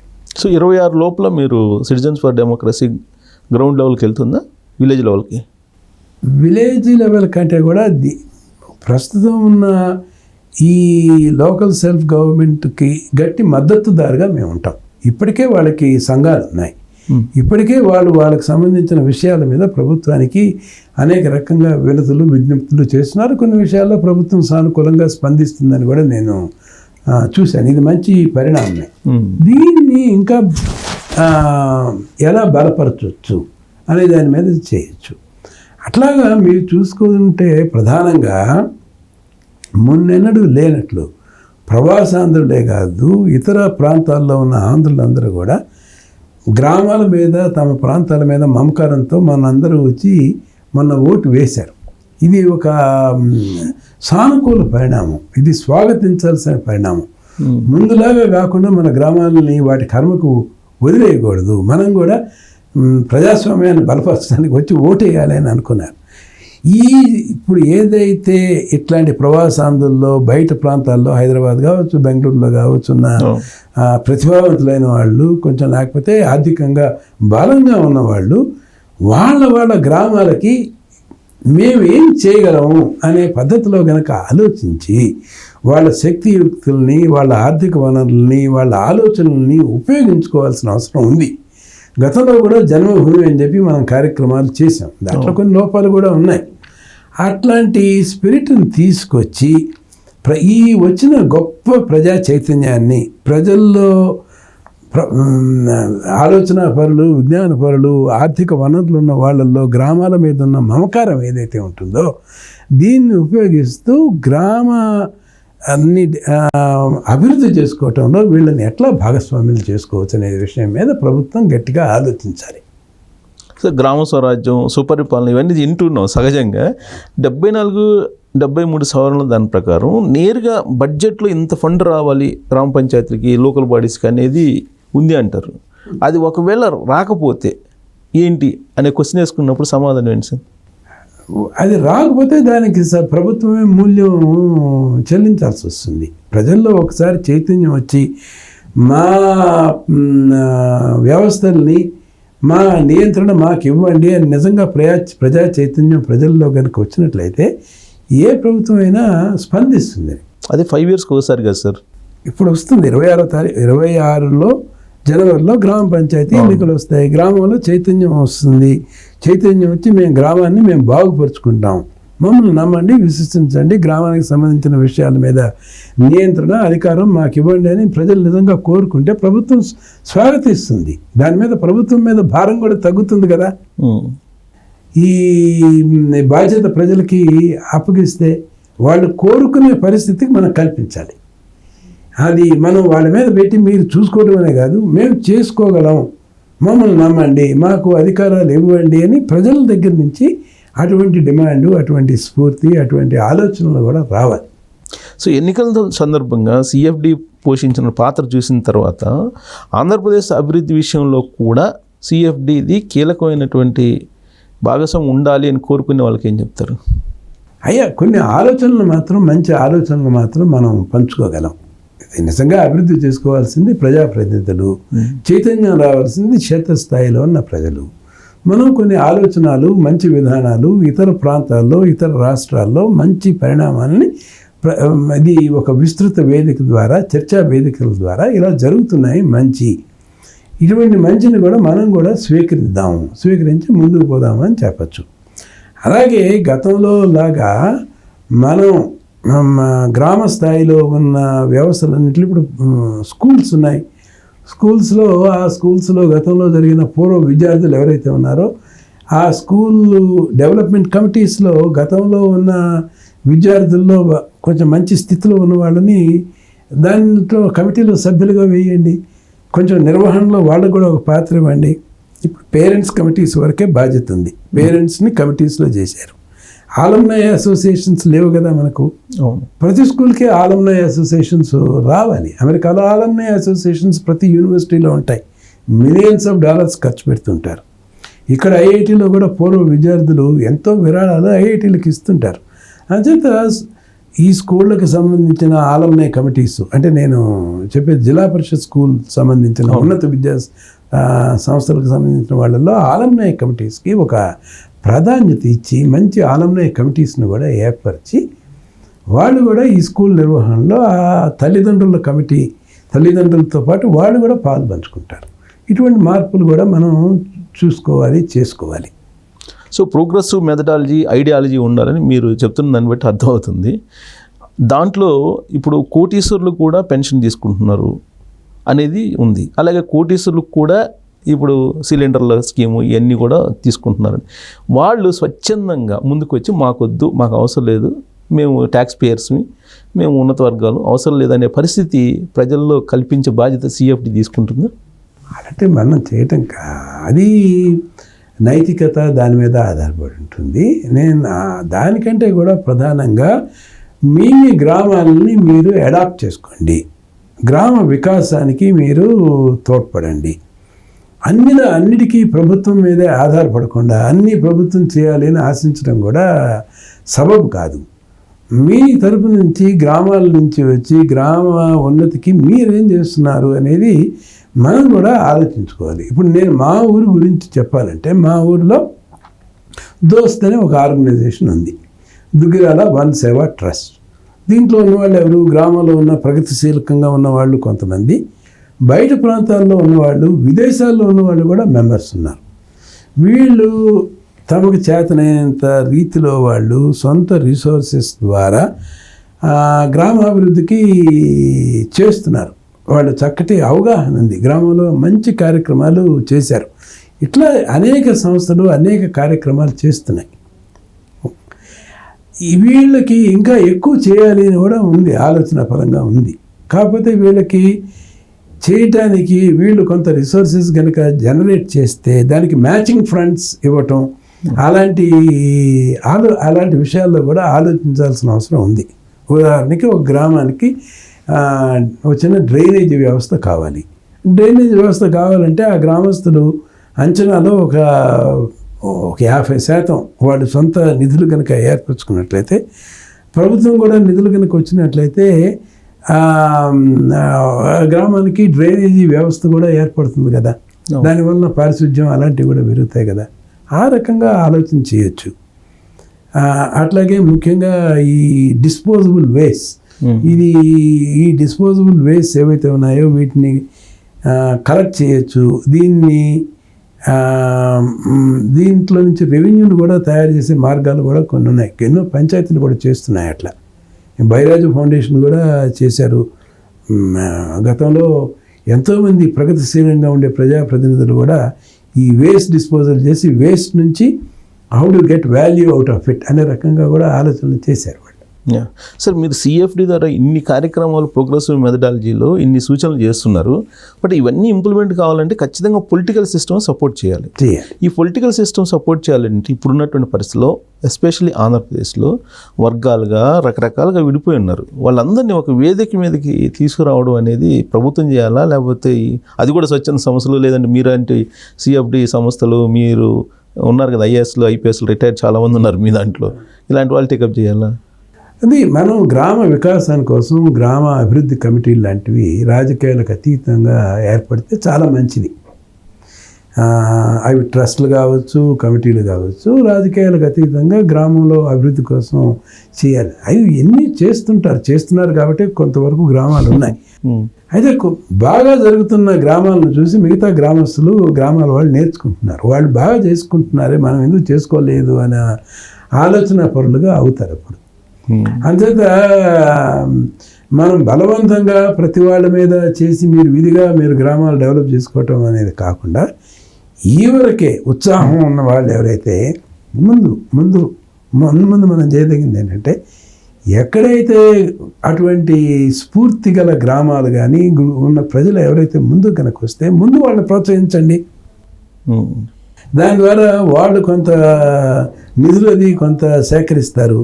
దానికి కొంచెం మీరు తోడ్పాటు చేయండి. దానివల్ల కొంచెం ప్రత్యక్షంగా కొన్ని మార్పులు వస్తాయి. అట్లాంటి వాళ్ళు మంచి పనులు చేసుకుంటే, 1-2 గ్రామాల్లో మంచి పనులు చేస్తే వాళ్ళని కూడా చూసి మిగతా వాళ్ళు కూడా అదే మార్గంలో నడవటానికే ఇష్టపడతారు. మేము అభివృద్ధి చేసుకుంటామని ప్రవాసాంధ్రులు కానీ ఇతర ప్రాంతాల్లో ఉన్న వాళ్ళు కానీ ఎవరైనా కనుక వస్తే వాళ్ళని నిరుత్సాహపరచకుండా ముందు వాళ్ళని ప్రోత్సాహం కనుక పరిచినట్లయితే వాళ్ళు గ్రామ వికాసానికి వాళ్ళే చాలా చేస్తారు. వాళ్ళని ముందు మనం అటువంటి వాళ్ళని మనం ప్రోత్సహిద్దాం, అటువంటి వాళ్ళని మనం గుర్తిద్దాం, అట్లాంటి వాళ్ళని మనం గౌరవిద్దాం. సో ఇవన్నీ రావాలంటే సార్, నేను అనుకోవడం సెకండరీ స్టెప్ ఏమో. ఫస్ట్ స్టెప్ అయితే ఇందాక మీరు మెన్షన్ చేసినట్టు ఆ ప్రభుత్వం, ఇప్పుడు ఏదైతే ప్రభుత్వం ఉందో దాని మీద విశ్వాసం కల్పించాల్సిన బాధ్యత దాని మీద ఉంది. ఆ విశ్వాసం కల్పించాలి అని అంటే కనుక ప్రభుత్వం ఎలాంటి చర్యలు తీసుకోవాలి అని క్వశ్చన్ వచ్చినప్పుడు, ఇప్పుడు అక్కడ విపక్షాలు ప్రతిపక్షాలు ఉంటాయి సహజంగా ప్రజాస్వామ్యంలో. కానీ విపక్షాలది పై చేయిగా డామినేట్ అవుతున్నప్పుడు అబద్ధాలు, అప్పుడు ఏం చేయాలి డెమోక్రటిక్ వేలో, రాజ్యాంగపరంగా? దుష్ప్రచారాన్ని ఖండించాలి.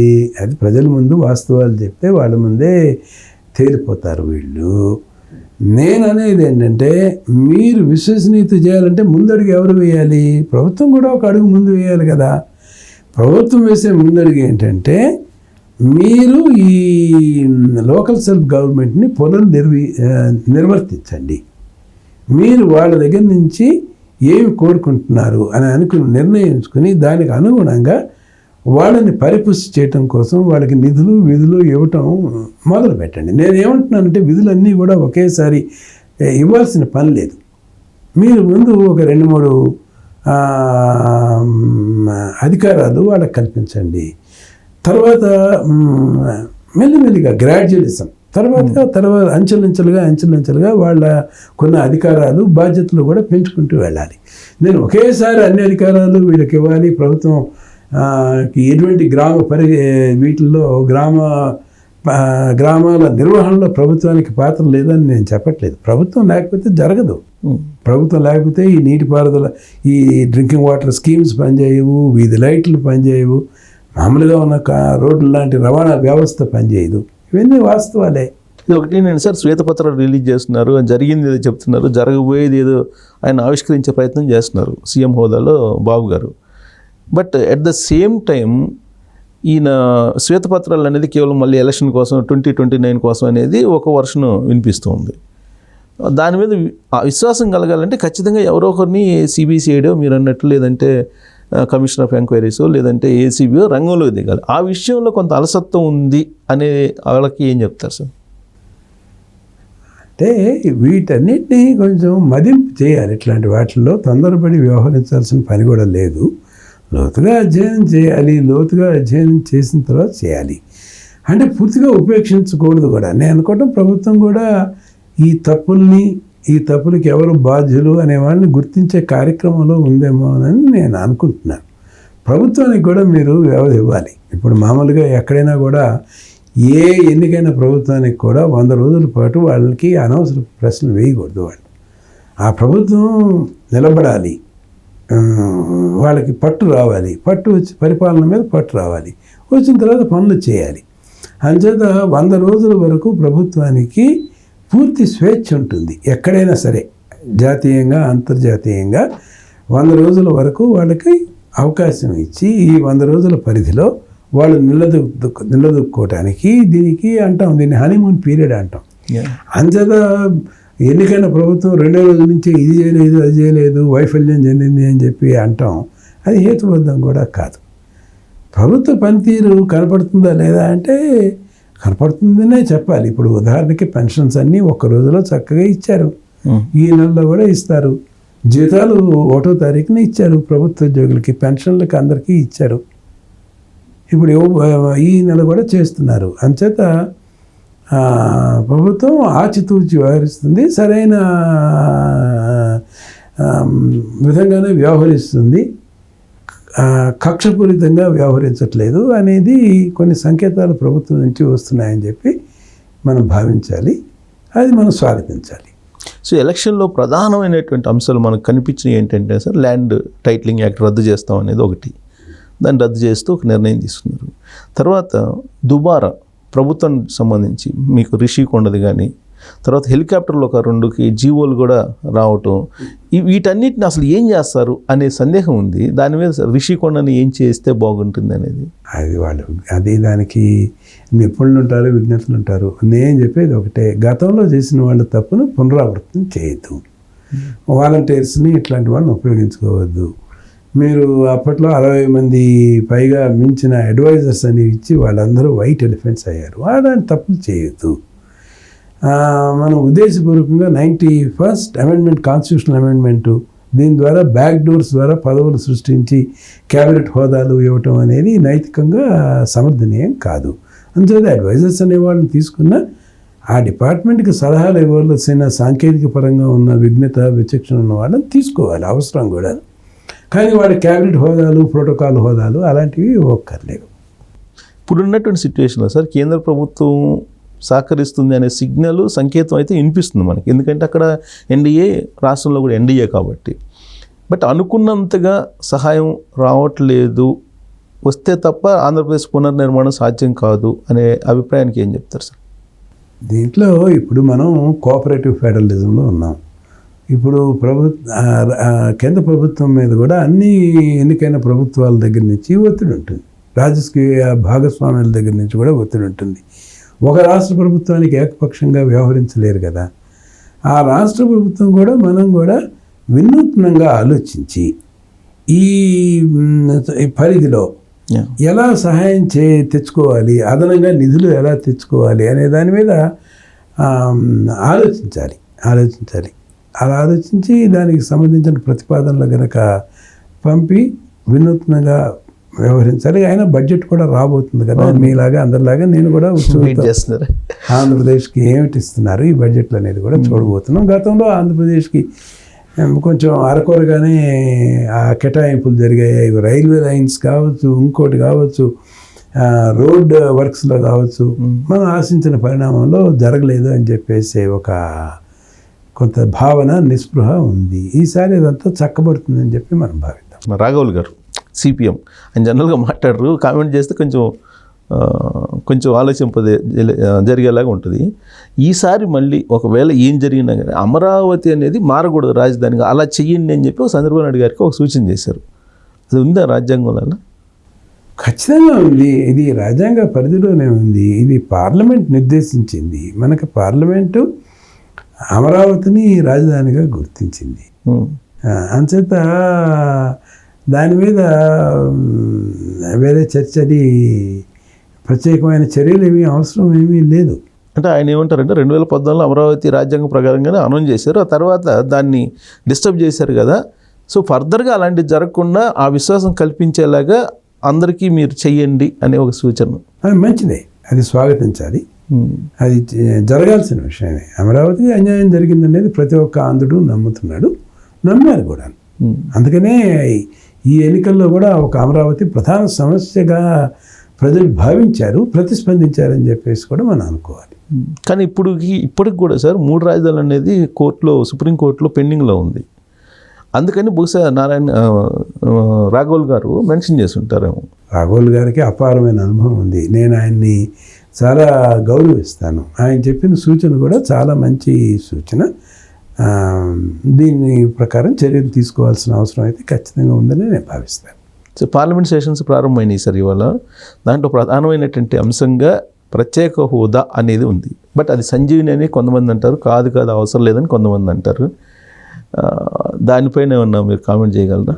నేను కూడా మీరు ఆసక్తితో చూస్తున్నాను. అంచేత ఇటువంటి డిమాండ్స్ అన్నీ కూడా ఉన్నాయి. అంచేత ఇదేదో అల్లావుద్దీన్ అద్భుత దీపంలా జరుగుతాయని చెప్పేసి ఆశించకూడదు. ప్రభుత్వానికి డెవలప్మెంట్ అనేది ఈ ప్రస్తుతం ఉన్న నిబంధనల మేరకే నిధుల పంపిణీ జరుగుతుంది. వీటన్నిటికీ కూడా ఫైనాన్స్ కమిషన్ ప్రాతిపదికే. ఫైనాన్స్ కమిషన్ కొన్ని ప్రాతిపదిక మీదుగా ప్రభుత్వానికి నిధులు అది ఇస్తుంటుంది. విచక్షణతో కేంద్ర ప్రభుత్వం ఇచ్చే నిధులు చాలా తక్కువ ఉంటాయి. అవి కొన్ని విధానాలు కానీ, లేకపోతే వీటి కానీ కొన్ని బడ్జెట్ కేటాయింపులు కానీ, కేంద్ర ప్రాజెక్టులు కానీ, వీటిల్లో రాష్ట్రం కనుక మనకి జరిగిన నష్టాన్ని పూడ్చుకోవటం కోసం ఈ ప్రాజెక్ట్స్ కానీ, కేటాయింపులు కానీ వీటిల్లో బాగా క్రియాశీలకంగా వ్యవహరించాలని చెప్పేసి మనం అనుకోవాలి. అందుట్లో మన ఆంధ్రప్రదేశ్ మంత్రులు కూడా కేంద్ర మంత్రివర్గంలో సభ్యులుగా ఉన్నారు కాబట్టి వాళ్ళు కూడా ఆంధ్రప్రదేశ్ ప్రయోజనాన్ని రక్షించడానికి వాళ్ళు కూడా పూర్తి ప్రయత్నం వాళ్ళు కూడా చేస్తారని నేను ఆశిస్తాను. సో వాళ్ళకు కూడా డిపార్ట్మెంట్ వైజ్గా కొన్ని బాధ్యతలు అప్పచెప్పినట్టున్నారు, మీరు చూసుంటారు అనుకుంటా. ఆంధ్రప్రదేశ్లో ఒక డిపార్ట్మెంట్ వైజ్ ఎంపీలకు కూడా పలానా డిపార్ట్మెంట్ వైపు నుంచి మీరు కోఆర్డినేట్ చేసుకొని చెయ్యండి అనేది. అవును, అది మంచిదే, చాలా మంచి ఆలోచనే. ఎందుకంటే అందరూ కొంతమంది కొన్ని కేటాయింపు కనుక చేస్తే వారందరూ కూడా వెళ్ళి యాక్టివ్గా సంప్రదించిన మంత్రి గారిని, సెంట్రల్ సెక్రటేరియట్ని కలిసి మా రాష్ట్రానికి ఏం చేస్తారు, ఏం చేయగలరు, ఇది చేయండి అడగటానికి అవకాశం ఉంటుంది. సో ఫెడరల్ సిస్టంలో 2 రాష్ట్ర ప్రభుత్వం, సెంట్రల్ గవర్నమెంట్ యొక్క కోఆర్డినేషన్ ఎలా ఉంది అనేది మీకు చాలా ఒక్కొక్క ఇన్సిడెంట్ చూస్తే కనుక అర్థమైపోతుంది. ఇప్పుడు ఈసారి కోఆర్డినేషన్ బాగుందనిపిస్తుందా ఇటు రాష్ట్ర ప్రభుత్వానికి, సెంట్రల్ గవర్నమెంట్కి? బాగానే ఉందని ఖచ్చితమైన మంచి సంకేతాలే ఉన్నాయి. కోఆపరేటివ్ ఫెడరలిజంలో కేంద్రం బలపడుతుంది, రాష్ట్రాలు బలపడినప్పుడే ముఖ్యంగా మనకి విభజన జరిగిన తర్వాత ఆంధ్రప్రదేశ్కి చాలా నష్టం జరిగింది ఆర్థిక పరంగా. ముఖ్యంగా దీన్ని మనం భర్తీ చేసుకోవడానికి ప్రత్యేక సహాయం కానీ ప్రత్యేక చర్యలు కానీ కేంద్ర ప్రభుత్వం నుంచి ఆశించడంలో తప్పులేదు. ఆ రకంగా తీసుకొచ్చే ఒత్తిడి సరైన ఒత్తిడే. కేంద్ర ప్రభుత్వం కూడా తమకున్న విచక్షణ మేరకు ఏ వరకు ఈ రాష్ట్ర ప్రగతికి సహాయం చేయగలుగుతుంది అనేది వాళ్ళు కూడా ఆలోచిస్తారు. ఇప్పుడు అమరావతికి సంబంధించిన అయితే అనేక సంస్థలు ముందు పెట్టుబడులు పెడతామని వచ్చిన వాళ్ళందరినీ మనం వెనక్కి పంపించేసాం. ముందు వాళ్ళందరినీ తిరిగి రప్పించి ఆ సంస్థలను ఏర్పరచుకోవటం, ఇలాంటి ప్రయత్నాలు రాష్ట్ర ప్రభుత్వం ఎంతో క్రియాశీలకంగా చేస్తుంది. సరైన పద్ధతిలోనే సరైన దిశలోనే అడిగేస్తుందని చెప్పేసి నేనైతే భావిస్తున్నాను. సో ఇంకోటి సార్, ఇప్పుడు వచ్చేటువంటి పెట్టుబడిదారులు మీరు అన్నట్టు ఎవరైతే ఉన్నారో వాళ్ళకి కూడా ఒక చిన్న అనుమానం ఎక్కడ ఉంది, అందుకే రావట్లేదు అనేది బాబు గారు కూడా అనేక సందర్భాల్లో చెప్తున్నారు. సరే, ఆ పదం ఆయన ఉపయోగించారు కాబట్టి నేను కూడా మెన్షన్ చేయాలి. భూతం అనేది ఉండకూడదు, ఆ భూతం ఉంటే నేను నా వల్ల కాదు అనే యాంగిల్లో ఆయన మాట్లాడారు. మరి దానికి ఏంటి అసలు? ఇప్పుడు 24లో జరిగిన ఎన్నికలే కనువిప్పు కావాలి. ఎవరైతే ప్రజా ప్రయోజనాలకు అనుకూలంగా చేయరో వాళ్ళని ప్రజలు తిరస్కరించారు. ప్రజా అభివృద్ధిని ఎవరైతే సాధించలేకపోయారో వాళ్ళని ప్రజలు తిరస్కరించారు. ఇప్పుడు ముందు వచ్చే ప్రభుత్వాలు కూడా అభివృద్ధిని, రాష్ట్ర ప్రగతిని, వివక్షని కోరుకోము అని చెప్పి చేతల మూలంగా ఎవరైతే చేస్తారో వాళ్ళని ప్రజలు ఆదరిస్తారు. సో 5 సంవత్సరాలు జరిగే పరీక్ష అంటారా? ఈ 5 సంవత్సరాలు ఏం చేస్తారు దాన్నే దృష్టిలో పెట్టుకోవాలంటారా? అంతే కదా, అదే నిర్ణయిస్తుంది. ప్రజల మనసుల్ని ప్రభుత్వం గెలుచుకోవాలి. అంతేగాని ప్రజల్ని భయభ్రాంతులను చేసి వాళ్ళ దగ్గర నుంచి ఆమోదం పొందటం కాదు కదా. ప్రజల ఆమోదం పొంది ప్రజల మనసుల్ని గెలుచుకున్న అదే ప్రజారంజకమైన పాలన, అదే నిజమైన ప్రజాస్వామ్యం. కానీ ఇప్పటికీ కూడా సార్ గత ప్రభుత్వ విష ఆనవాళ్ళు ఉన్నాయి, వాటిని ఎరాడికేట్ చేయలేకపోతున్నారు. అందుకే పెట్టుబడిదారులు కూడా అంత వేగంగా వస్తున్నారు కానీ చూసి వెళ్తున్నారు అనేది. ఎగ్జాంపుల్ ఏంటంటే గంజాయి, దాని ఫలితాలన్నీ ఇప్పుడు వస్తున్నాయి అనేది ఇప్పుడు ప్రభుత్వం చెప్తుంది. కానీ రూల్ ఆఫ్ లా లేదనేది ఇంకొక వర్షన్. దాన్ని ఎలా తీసుకుంటారు సార్? ఇవన్నీ తేలిగ్గా వచ్చే మార్పులే. ఇప్పుడు ఉదాహరణకి ఈ తెలంగాణ రాష్ట్రం, ఆంధ్రప్రదేశ్ రాష్ట్రం సమన్వయంగా ఈ గంజాయి గురించి నిర్మూలనలో మనం ఒక ప్రణాళిక రచించుకున్నారు. ఇద్దరు కూడా పనిచేయాలనే ఉద్దేశంతో ఉన్నారు, విభిన్న ప్రభుత్వాలు, కానీ భావన అయితే ఒకటి. అలాంటి తోడ్పాటు 2 ఇతర రాష్ట్రాలతో సమన్వయం కనుక చేసుకోవటం, తగిన స్నేహ సంబంధాలు కనుక ఉన్నప్పుడే సాధ్యం. అలాంటి వాతావరణం ఇప్పుడు ఉంది అని చెప్పి నేనైతే భావిస్తున్నాను. సో ఇద్దరు కలిశారు సార్ రీసెంట్గా, 2 రాష్ట్రాల సీఎంలు కలిసి విభజన చట్టంలో అంశాలను పరిష్కరించుకోవాలి అని ఒక స్టెప్ ముందుకేశారు. అసలు విభజన చట్టంలో అనేక అంశాలు ఉన్నాయి, మీకు బాగా తెలుసు. కొన్ని లక్షల కోట్ల రూపాయలు ఆంధ్రప్రదేశ్కి రావాల్సి ఉంది అని చెప్పి అవి వస్తాయా? సెంట్రల్ గవర్నమెంట్ ఇన్వాల్వ్ అయితేనే తప్పదంటారా? వీటిని మనం రాష్ట్ర ప్రభుత్వాలు పరస్పరం పూనుకొని చేయాల్సిన నిర్ణయాలు ఇవి. వీళ్ళల్లో కనుక ఏకాభిప్రాయం వచ్చింది. అంతకుముందు గతంలో కూడా షీలా భీడే కమిటీ ఉంది. షీలా భీడే కమిటీ అనేక ప్రతిపాదనలు చేసింది. దీంట్లో ముఖ్యంగా ఆర్థిక సంస్థలకు సంబంధించిన విషయాల్లో క్లారిటీ ఉంది. ఈ ఇన్స్టిట్యూషన్స్ ఏవైతే ఉన్నాయో, సెక్షన్ 10 కింద ఉన్న ఇన్స్టిట్యూషన్స్ ఉన్నాయో, ఇన్స్టిట్యూషన్ ఆస్తులు పంపకాల మీద కొన్ని చిక్కుముళ్ళు ఉన్నాయి. దాన్ని ఎట్లా వీటికి ఏ రాష్ట్రానికి ఎంత కంపెన్సేషన్ ఇవ్వాలి అనే విషయం మీద ఆలోచించాలి. దీని మీద నా ఉద్దేశంలో ఇక్కడ తెలంగాణలో ఉన్న ముఖ్యమంత్రి కూడా చక్కటి పనితీరు ఆధారంగా రాష్ట్రంతో, ఆంధ్రప్రదేశ్తో సత్సంబంధాలు ఉండాలి. మనం రాష్ట్రాలు వేరు కానీ ప్రజలు ఒకటే, మనం తెలుగు వారిని కూడా ఇటీవల కూడా అనేక సందర్భాల్లో ఆయన చెప్తున్నారు. అది చాలా హర్షణీయం. ఇది మాకు మనం రెండు తెలుగు రాష్ట్రాలు, కానీ మనం ఒకే మనుషులం అనే మాట, అనే భావన ఆయన దగ్గర నుంచి రావటం అనేది చాలా స్వాగతించాల్సిన విషయం. ఇది మంచి అనుకూల పరిణామం. గతంలో ఇది లేదు కదా. అవును, అది గతానికి భిన్నంగానే వాతావరణం పాజిటివ్గా కనిపిస్తుంది. కానీ దీనికి పరిష్కారం అనేది అసలు సెంట్రల్ ఇన్వాల్వ్ అవ్వాలా, ఇన్వాల్వ్ కాకుండా అవుతుందా అనేది? అవుతుంది. ఇప్పుడు కొత్తగా ఏర్పడిన ప్రభుత్వానికి కూడా మీరు కొంత సమయం ఇవ్వండి, వాళ్ళు సరైన నిర్ణయాలు తీసుకుంటారు. ఆ తర్వాత అప్పుడు మాట్లాడచ్చు. కానీ ఇప్పటి నుంచే జరుగుతుందా లేదా అని అనుమానాలు మనకి ప్రోగ్రెస్ జరగాలని కోరుకుందాం. బీ పాజిటివ్ అవుతుంది. మనం పాజిటివ్గా ఆలోచిస్తుంటే పాజిటివ్గానే చర్యలు కూడా వస్తాయి. అంతే, మనం పాజిటివ్గా ఇద్దాం. గవర్నమెంట్కి, ఎలక్టెడ్ గవర్నమెంట్ ఏదైనా సరే వాళ్ళకి బెనిఫిట్ ఆఫ్ డౌట్ ఇద్దాం. వాళ్ళ విశ్వాసాన్ని వాళ్ళని నమ్ముదాం, వాళ్ళని విశ్వసిద్దాం. వాళ్ళు ఏదైతే ఆశించిన ప్రయోజనాలు వాళ్ళ ద్వారా ఆవిష్కరించబడతాయని చెప్పేసి మనం నమ్ముదాం. ఆంధ్రప్రదేశ్కి మరొక ప్రధానమైనటువంటి అంశం ఏంటంటే సార్, విశాఖ ఉక్కు ప్రైవేటీకరణ అనేది. దాని గురించి ఏంటి సార్, రకరకాల భిన్నంగా చెప్తున్నారు, ఒక్కొక్కరు ఒక్కో రకంగా చెప్తున్నారు. అసలు ప్రైవేటీకరణ ఒక అడుగు ముందుకు పడిందా లేదంటే హోల్డ్ అయిందా? మరి కొత్తగా నేనైతే పత్రికాముఖంగా చూసింది ఏంటంటే, కుమారస్వామి గారు మంత్రి, ఆయన విశాఖపట్నానికి వచ్చారు. వచ్చి ఆయన చెప్పింది ఏంటంటే, మేము ప్రైవేటీకరణ చేయము అని చెప్పారు. కానీ అక్కడ విశాఖలో జరిగిన ప్రధానమైన నష్టం ఏంటంటే, గనుల కేటాయింపు జరగలేదు వాళ్ళకి. దానికి కావాల్సిన బొగ్గు కానీ, ఇనుప కనులు, ఖనిజానికి కావాల్సిన వీటిని కానీ అలాట్మెంట్ ఆఫ్ వనరులు కూడా చేయకపోతే ఆ సంస్థ ఎలా నిలబడుతుంది? దాని మీద ప్రధానంగా దృష్టి పెట్టాల్సింది ఏంటంటే, గతంలో మనం ఎక్కడ విఫలమయ్యామంటే, వైజాగ్ స్టీల్కి కావాల్సిన మైన్స్ కేటాయింపులో మనం సాధించలేకపోయాం. అందువల్ల నష్టపోయాం. ఓకే, ఆ నష్టాన్ని, ఆ విశాఖ స్టీల్ని బలపరచాలంటే నేను చెప్పింది కాదు, అనుభవజ్ఞులైన వాడు చెప్పింది ఏంటంటే, వాళ్ళకి ఆ మైనింగ్ లీజెస్ వాటిని ఒక ప్రత్యేక ప్రాతిపదిక మీద ఇచ్చినట్లయితే ఆ విశాఖ ఉక్కు అనే సంస్థ బలపడుతుంది అనేది వాడు చెప్తారు. సో ఇప్పుడున్న సిచ్యువేషన్లో సార్, ఆంధ్రప్రదేశ్కి మినిస్టర్ ఆఫ్ పౌర విమానయాన శాఖ వచ్చింది, మిగతా స్టేట్ మినిస్టర్స్ అనుకోండి. ఈ గ్రీన్ఫీల్డ్ ఎయిర్పోర్ట్స్ అని, లేదంటే ఇంటర్నేషనల్ ఎయిర్పోర్ట్స్ భోగాపురం కానీ, లేదంటే గన్నవరం కానీ, ఇవన్నీ చూస్తే కనుక సమగ్రంగా మొత్తం అయిపోతే మరొక సింగపూరు అలా అయ్యే అవకాశం ఉందా? అంటే మాటలు చాలామంది చెప్తుంటారు సింగపూర్ ఆవిష్కరణ అవుతుంది అది ఇదని. అంటే ఆంధ్రప్రదేశ్కి ఇప్పుడున్న ప్రధానమైన వనరు ఏంటంటే మన కోస్ట్ లైన్. మనకున్న కోస్ట్ లైనే మనకున్న గొప్ప సంపద మనకి. దీనికి ఉపయోగించుకుంటూ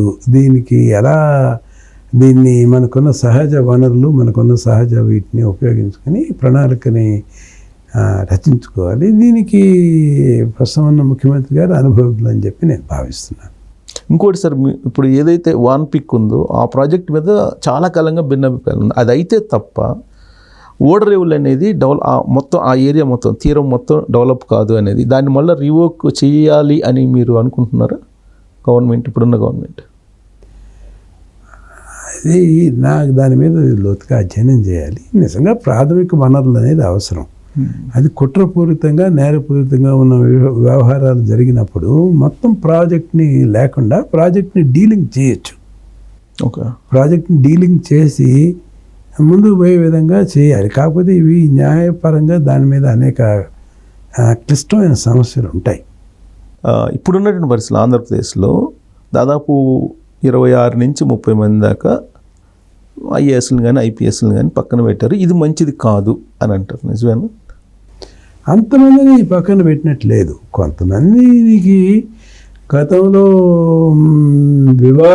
అతి వివాదాస్పదులుగా పనిచేసిన వాళ్ళకి కొంతమందిని మాత్రం పక్కన పెట్టినట్టు ఉన్నారు. అది నిజమే, వాస్తవమే. కానీ వాళ్ళకి జీతభత్యాలు ఇస్తున్నాం, వాళ్ళకి ఇవ్వకుండా ఉండగలమా? లేము. మరి వీళ్ళ దగ్గర నుంచి ఏం ఆశించగలం అంటే, వాళ్ళలో ముందు ఆశించాల్సింది మార్పు, వాళ్ళలో పరివర్తన రావాలి.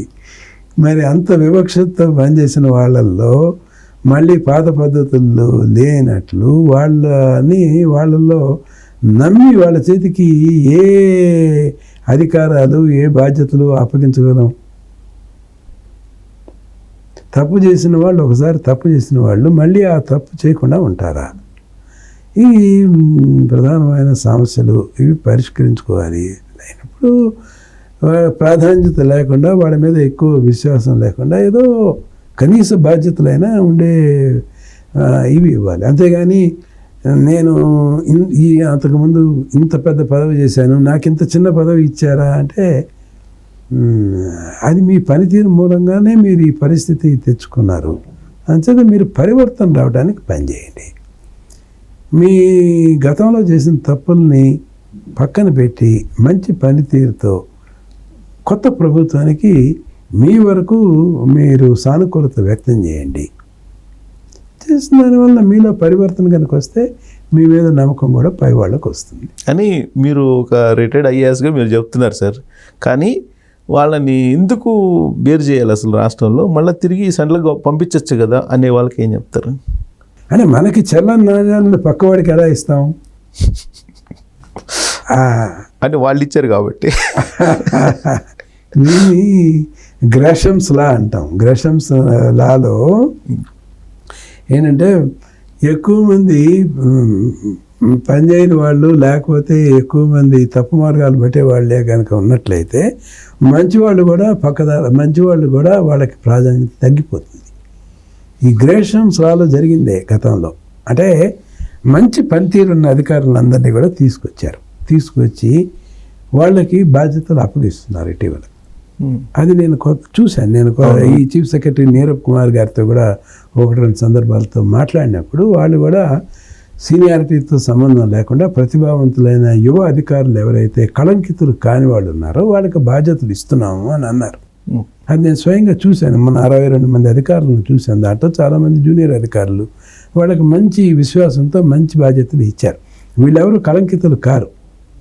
వీళ్ళందరూ జిల్లా స్థాయిలో కింద స్థాయిలో బాగానే పనిచేసిన వాళ్ళు దానివలన మంచి సానుకూలమైన పరిణామాలే వస్తున్నాయని చెప్పి నేనైతే అనుకుంటున్నాను. కానీ ఇప్పుడు సెంట్రల్కి అయితే పంపించే మార్గం అయితే ఉందా సార్ రాజ్యాంగంలో లేదా చట్ట ప్రకారంగా? అంటే పంపిరా తర్వాత సంగతి, రాజ్యాంగంలో చట్ట ప్రకారం ఉందా? అలా కేంద్ర ప్రభుత్వం కనుక అనుకున్నట్లయితే కొంతమంది ఎన్నిక చేసిన అధికారులను తీసుకునే స్వేచ్ఛ కేంద్ర ప్రభుత్వానికి మాత్రమే ఉంది. అంతేగాని మీరు ఇక్కడి నుంచి వాళ్ళని పంపించడం, నాకు వీళ్ళ పనితీరు వీళ్ళ పొడ గెట్టదు అని చెప్పి మీరు వెనక్కి తీసుకోండి అని అంటానికి ఆల్ ఇండియా సర్వీసెస్లో నిబంధనలు ఒప్పుకో. అంటే అసెంబ్లీలో తీర్మానం చేసి సరెండర్ చేయొచ్చు అనేది వర్షన్ ఒకటి వినిపిస్తుంది. లేదు, అలాంటి కాండక్ట్ రూల్స్లో అలాంటి అవకాశం లేదు. ఉన్నట్లయితే ఏ రాష్ట్రంలో అలా చేసిన దాఖలాలు ఉన్నాయి? ఎక్కడ లేవు కదా. అవసరాలకి, దేశ అవసరాల కోసం కేంద్ర ప్రభుత్వం కొంతమంది అధికారులను కోరుకొని రాష్ట్ర ప్రభుత్వం ఇచ్చినా లేకపోయినా వాళ్ళని ప్రత్యేక పరిస్థితుల్లో వాళ్ళ సర్వీసెస్ని కోరుకున్న సందర్భాలు కొన్ని ఉన్నాయి. అంతే తప్ప ఇటు నుంచి ఉండదు, అటు నుంచి ఉంటుంది తప్పితే. ఓకే, తిరుమల తిరుపతి దేవస్థానానికి సంబంధించి ఆల్రెడీ ధర్మారెడ్డి గారు ఉండేవాళ్ళు. ఆయన బయటకు ఆయన వెళ్ళిపోయారు. ఆయన మీద విచారణ అయితే జరుగుతుంది. మేము ప్రక్షాళన చేస్తున్నామని చెప్పి అంటున్నారు. ప్రక్షాళన చేస్తున్నట్టు కనిపిస్తుందా మీకు? చేస్తున్నట్టే ఉంది. అక్కడ కొత్తగా ఈవో గారు వీళ్ళు సామాన్య యాత్రికులకి వాళ్ళ కోసం సౌకర్యాలు పెంచాలని చెప్పేసి వ్యవస్థ మరీ భ్రష్టు పెట్టిపోయింది. అప్పట్లో మరీ వ్యాపార కేంద్రంగా మారిపోయింది. ఈ ఆర్జిత సేవ కేటాయింపుల్లో వీటిలో అక్రమాలు, అవినీతికి నిలయంగా మారిపోయింది అని చెప్పేసి అన్నారు. అంచేత పారదర్శకంగా పనిచేస్తోంది వ్యవస్థ. కాకపోతే తిరుమల తిరుపతి దేవస్థానం అనేది ధర్మకర్తల మండలితో పనిచేసే వ్యవస్థ, అధికారులతో పనిచేసే వ్యవస్థ కాదు. మంచి ధర్మకర్తల మండలిని ఏర్పాటు చేసుకోవాలి. ధర్మకర్తల మండలి లేనప్పుడు స్పెసిఫైడ్ అథారిటీని అయినా నియమించుకోవాలి. సో దాని మీద సార్ ఎంక్వైరీలు అన్నారు. ఇంతవరకు ఎంక్వైరీలో ఒక్కటి కూడా, అక్కడ కూడా అంతే, అది కూడా తేలలేదు. ఇప్పుడు నిబంధనలకు విరుద్ధంగా జరిగిందని ఈ విజిలెన్స్ అండ్ ఎన్ఫోర్స్మెంట్కి ఇది ఇచ్చినట్టున్నారు. సో ఇప్పుడు అక్కడ ఆల్రెడీ అఫీషియల్గా ఒక నెంబర్ తోటి కొన్ని వందల ఆర్జిత సేవలు ఇచ్చారు అని చెప్పి బయటపడుతుంది. ఇప్పుడు దాని శాండిటీని ఇప్పుడు కాపాడేంత చేస్తున్నారు. ఇప్పుడు దీని మీద ఇది చిన్న వీటిని సామాన్య విషయాలు, ఇది పరిష్కరించుకోవటం తేలిక, మంచి విషయమే. ముఖ్యమైన విషయాలు ఏంటంటే ధర్మకర్తల మండలిలో ధర్మం మీద మంచి అవగాహన ఉన్న నీతిమంతుల్ని, అట్లాంటి వాళ్ళని వాళ్ళు ఈ సంస్థకి సేవ చేయాలి అనే భావంతో వచ్చే వాళ్ళని ధర్మకర్తల మండలిగా ఏర్పరచుకోవాలి. గతంలో జరిగినట్లు కేవలం వ్యాపారవేత్తలకి వీళ్ళకి పెద్ద పట్టం కట్టడం, సొంత ప్రయోజనాల కోసం అవాంఛనీయమైన వ్యక్తుల్ని తీసుకొచ్చి ధర్మకర్తల మండలిలో సభ్యులుగా వేయటం ఇది చాలా తప్పు. మీరు కూడా చూశారు, తెలంగాణలో ఒక డెవలపర్, అవును, ఆయన ప్రజలకి పెద్ద ఎత్తున టోపీ పెట్టిన వ్యక్తి ధర్మకర్తల మండలిలో, ఆంధ్రప్రదేశ్ ధర్మకర్తల మండలిలో సభ్యుడిగా ఉన్నారు. అతని తర్వాత అతని మీద కోర్టులు అరెస్ట్ వారెంట్లు కూడా ఇచ్చాయి. అతనికి ప్రజల్ని పెద్ద ఎత్తున అతను దగా చేశాడు అని చెప్పేసి అతని మీద ఆరోపణలు కూడా వచ్చాయి. అలాంటి వ్యక్తుల్ని మీరు ధర్మకర్తల మండలిలో సభ్యుడిగా ఎలా వేస్తారు? నైతికత లేని వాళ్ళని. చేత కొంచెం ధర్మం విషయంలో రాజీ పడకుండా ధర్మ సంస్థలకి న్యాయం చేసే వ్యక్తుల్ని, మంచి వ్యక్తుల్ని వేసినట్లయితే, మంచి ధర్మకర్తల మండలి కనుక వచ్చినట్లయితే దాని నేపథ్యంలో మంచి పరిపాలన వస్తుంది. దాని పేరేమో ధర్మకర్తల మండలి.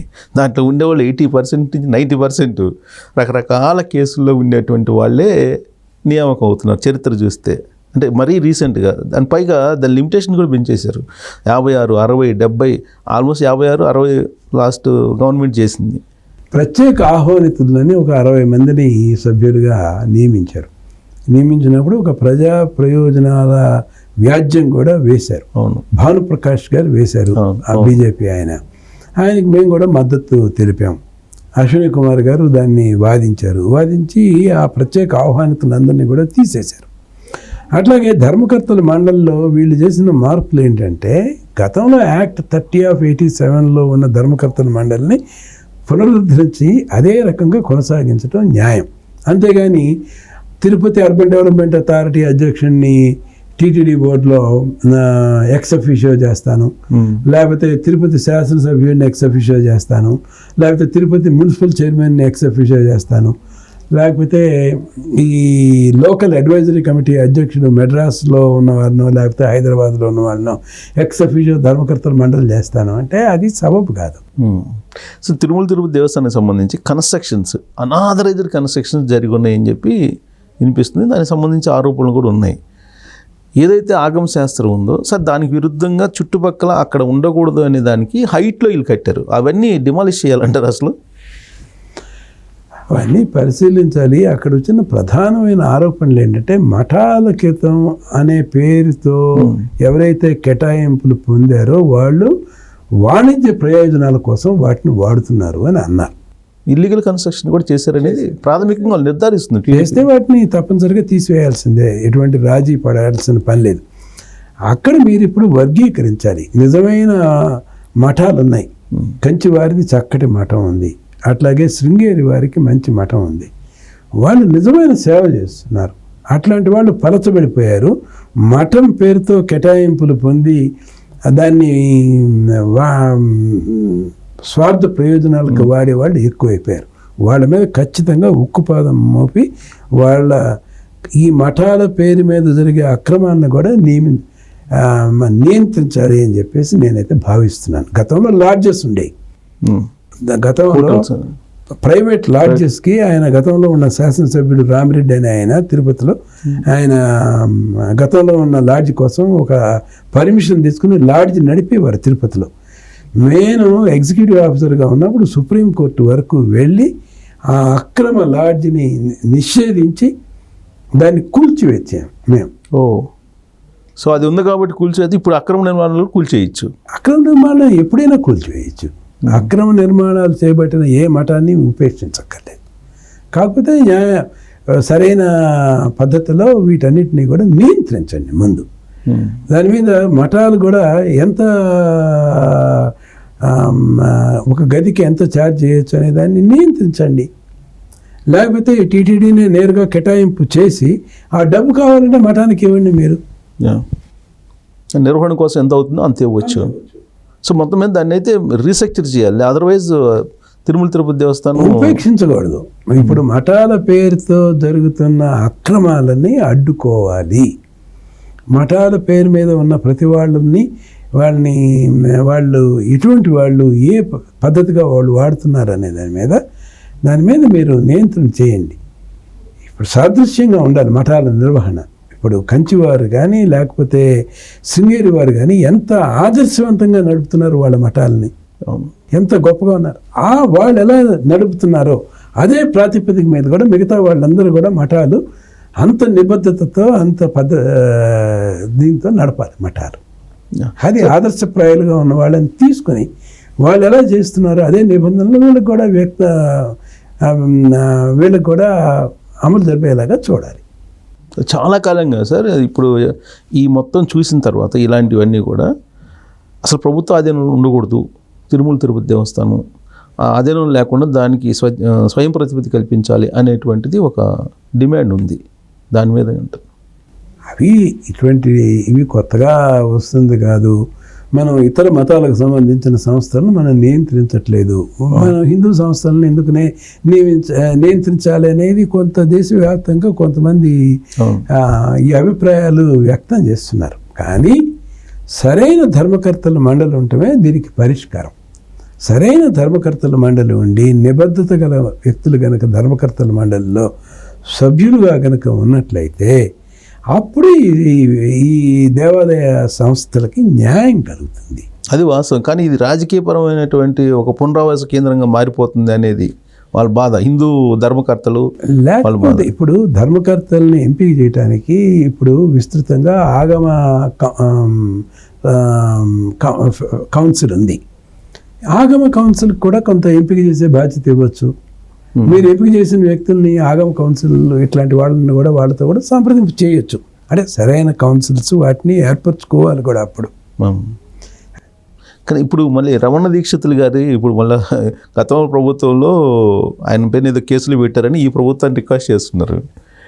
సో ఆయనేమో ఆగమ శాస్త్రమును వాటిపైన కొంచెం మాకు తెలుసు అనేది ఆయన ఫీలింగ్ ఉంటుంది. అక్కడ ఏదో ఆయన వారసత్వ అర్చకత్వం అన్నీ కూడా సరే అదేదో నడిచింది అనుకోండి ఆయన విషయంలో. నేను వ్యక్తుల గురించి మాత్రం మాట్లాడను. కానీ ఒక్క విషయం మాత్రం గుర్తుంచుకోవాలి. మీరు చెప్పిన వ్యక్తి అత్యంత వివాదాస్పదమైన వ్యక్తి.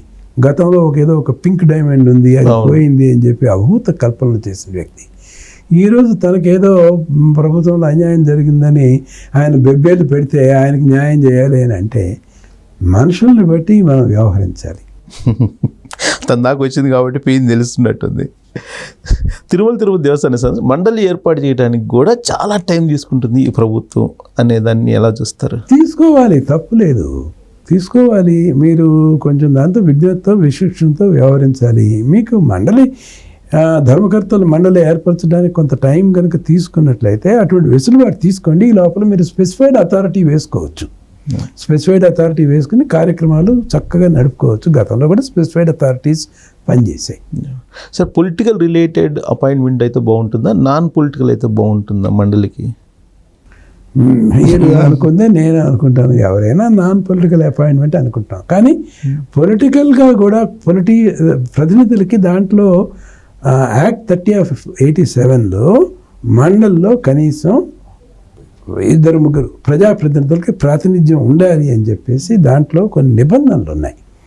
నిబంధనల మేరకే మనం ప్రజాప్రతినిధులను తీసుకుంటున్నాం. అది తీసుకోవడం కూడా సబబు.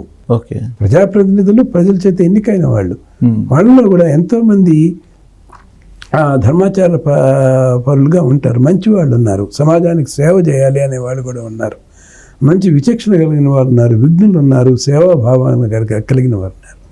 అటువంటి వాళ్ళ అనుభవాలు కూడా ఈ సంస్థలకు ఉపయోగపడతాయి. అయితే మంచి వాళ్ళని ఎన్నిక చేయండి, దాని వాళ్ళకు కూడా ప్రాతినిధ్యం కల్పించాలి అని చెప్పేసి నేను కూడా అనుకుంటున్నాను. సార్ మండలి సభ్యులుగానా సార్ లేదా సభ్యులుగా అదే చైర్మన్గా ఎవరు వేయాలనేది అది ప్రభుత్వానికి, అది ప్రభుత్వ విచక్షణలో జరుగుతుంది. విధిగా కొంతమంది ఇది ముగ్గురు ఎమ్మెల్యేలకి విధిగా దాంట్లో టీటీడీలో ఏదో ప్రాతినిధ్యం కల్పించాలి అని చట్టం నిర్దేశించింది. ఆ చట్టం నిర్దేశించిన మేరకు ప్రజాప్రతినిధులు ఇద్దరికి దాంట్లో ధర్మకర్తల మండలిలో సభ్యులుగా ఉంటారు.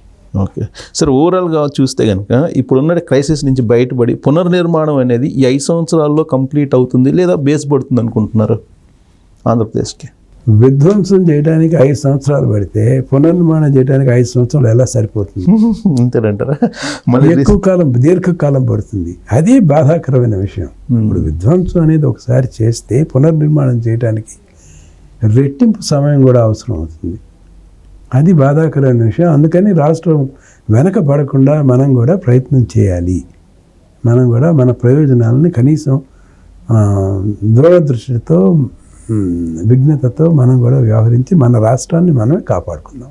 Right sir, thank you very much sir. రాష్ట్రాన్ని కాపాడుకుందాం. రాబోయే రోజుల్లో విజన్ కూడా తయారు చేశారు కాబట్టి ఆ విజన్ వైపు అందరూ ఆలోచించి మీరు ప్రత్యేకించి సిటిజన్స్ ఫర్ డెమోక్రసీ తరఫు నుంచి ఆ సపోర్ట్ కూడా ఉండాలని కోరుకుంటున్నాం. Thank you.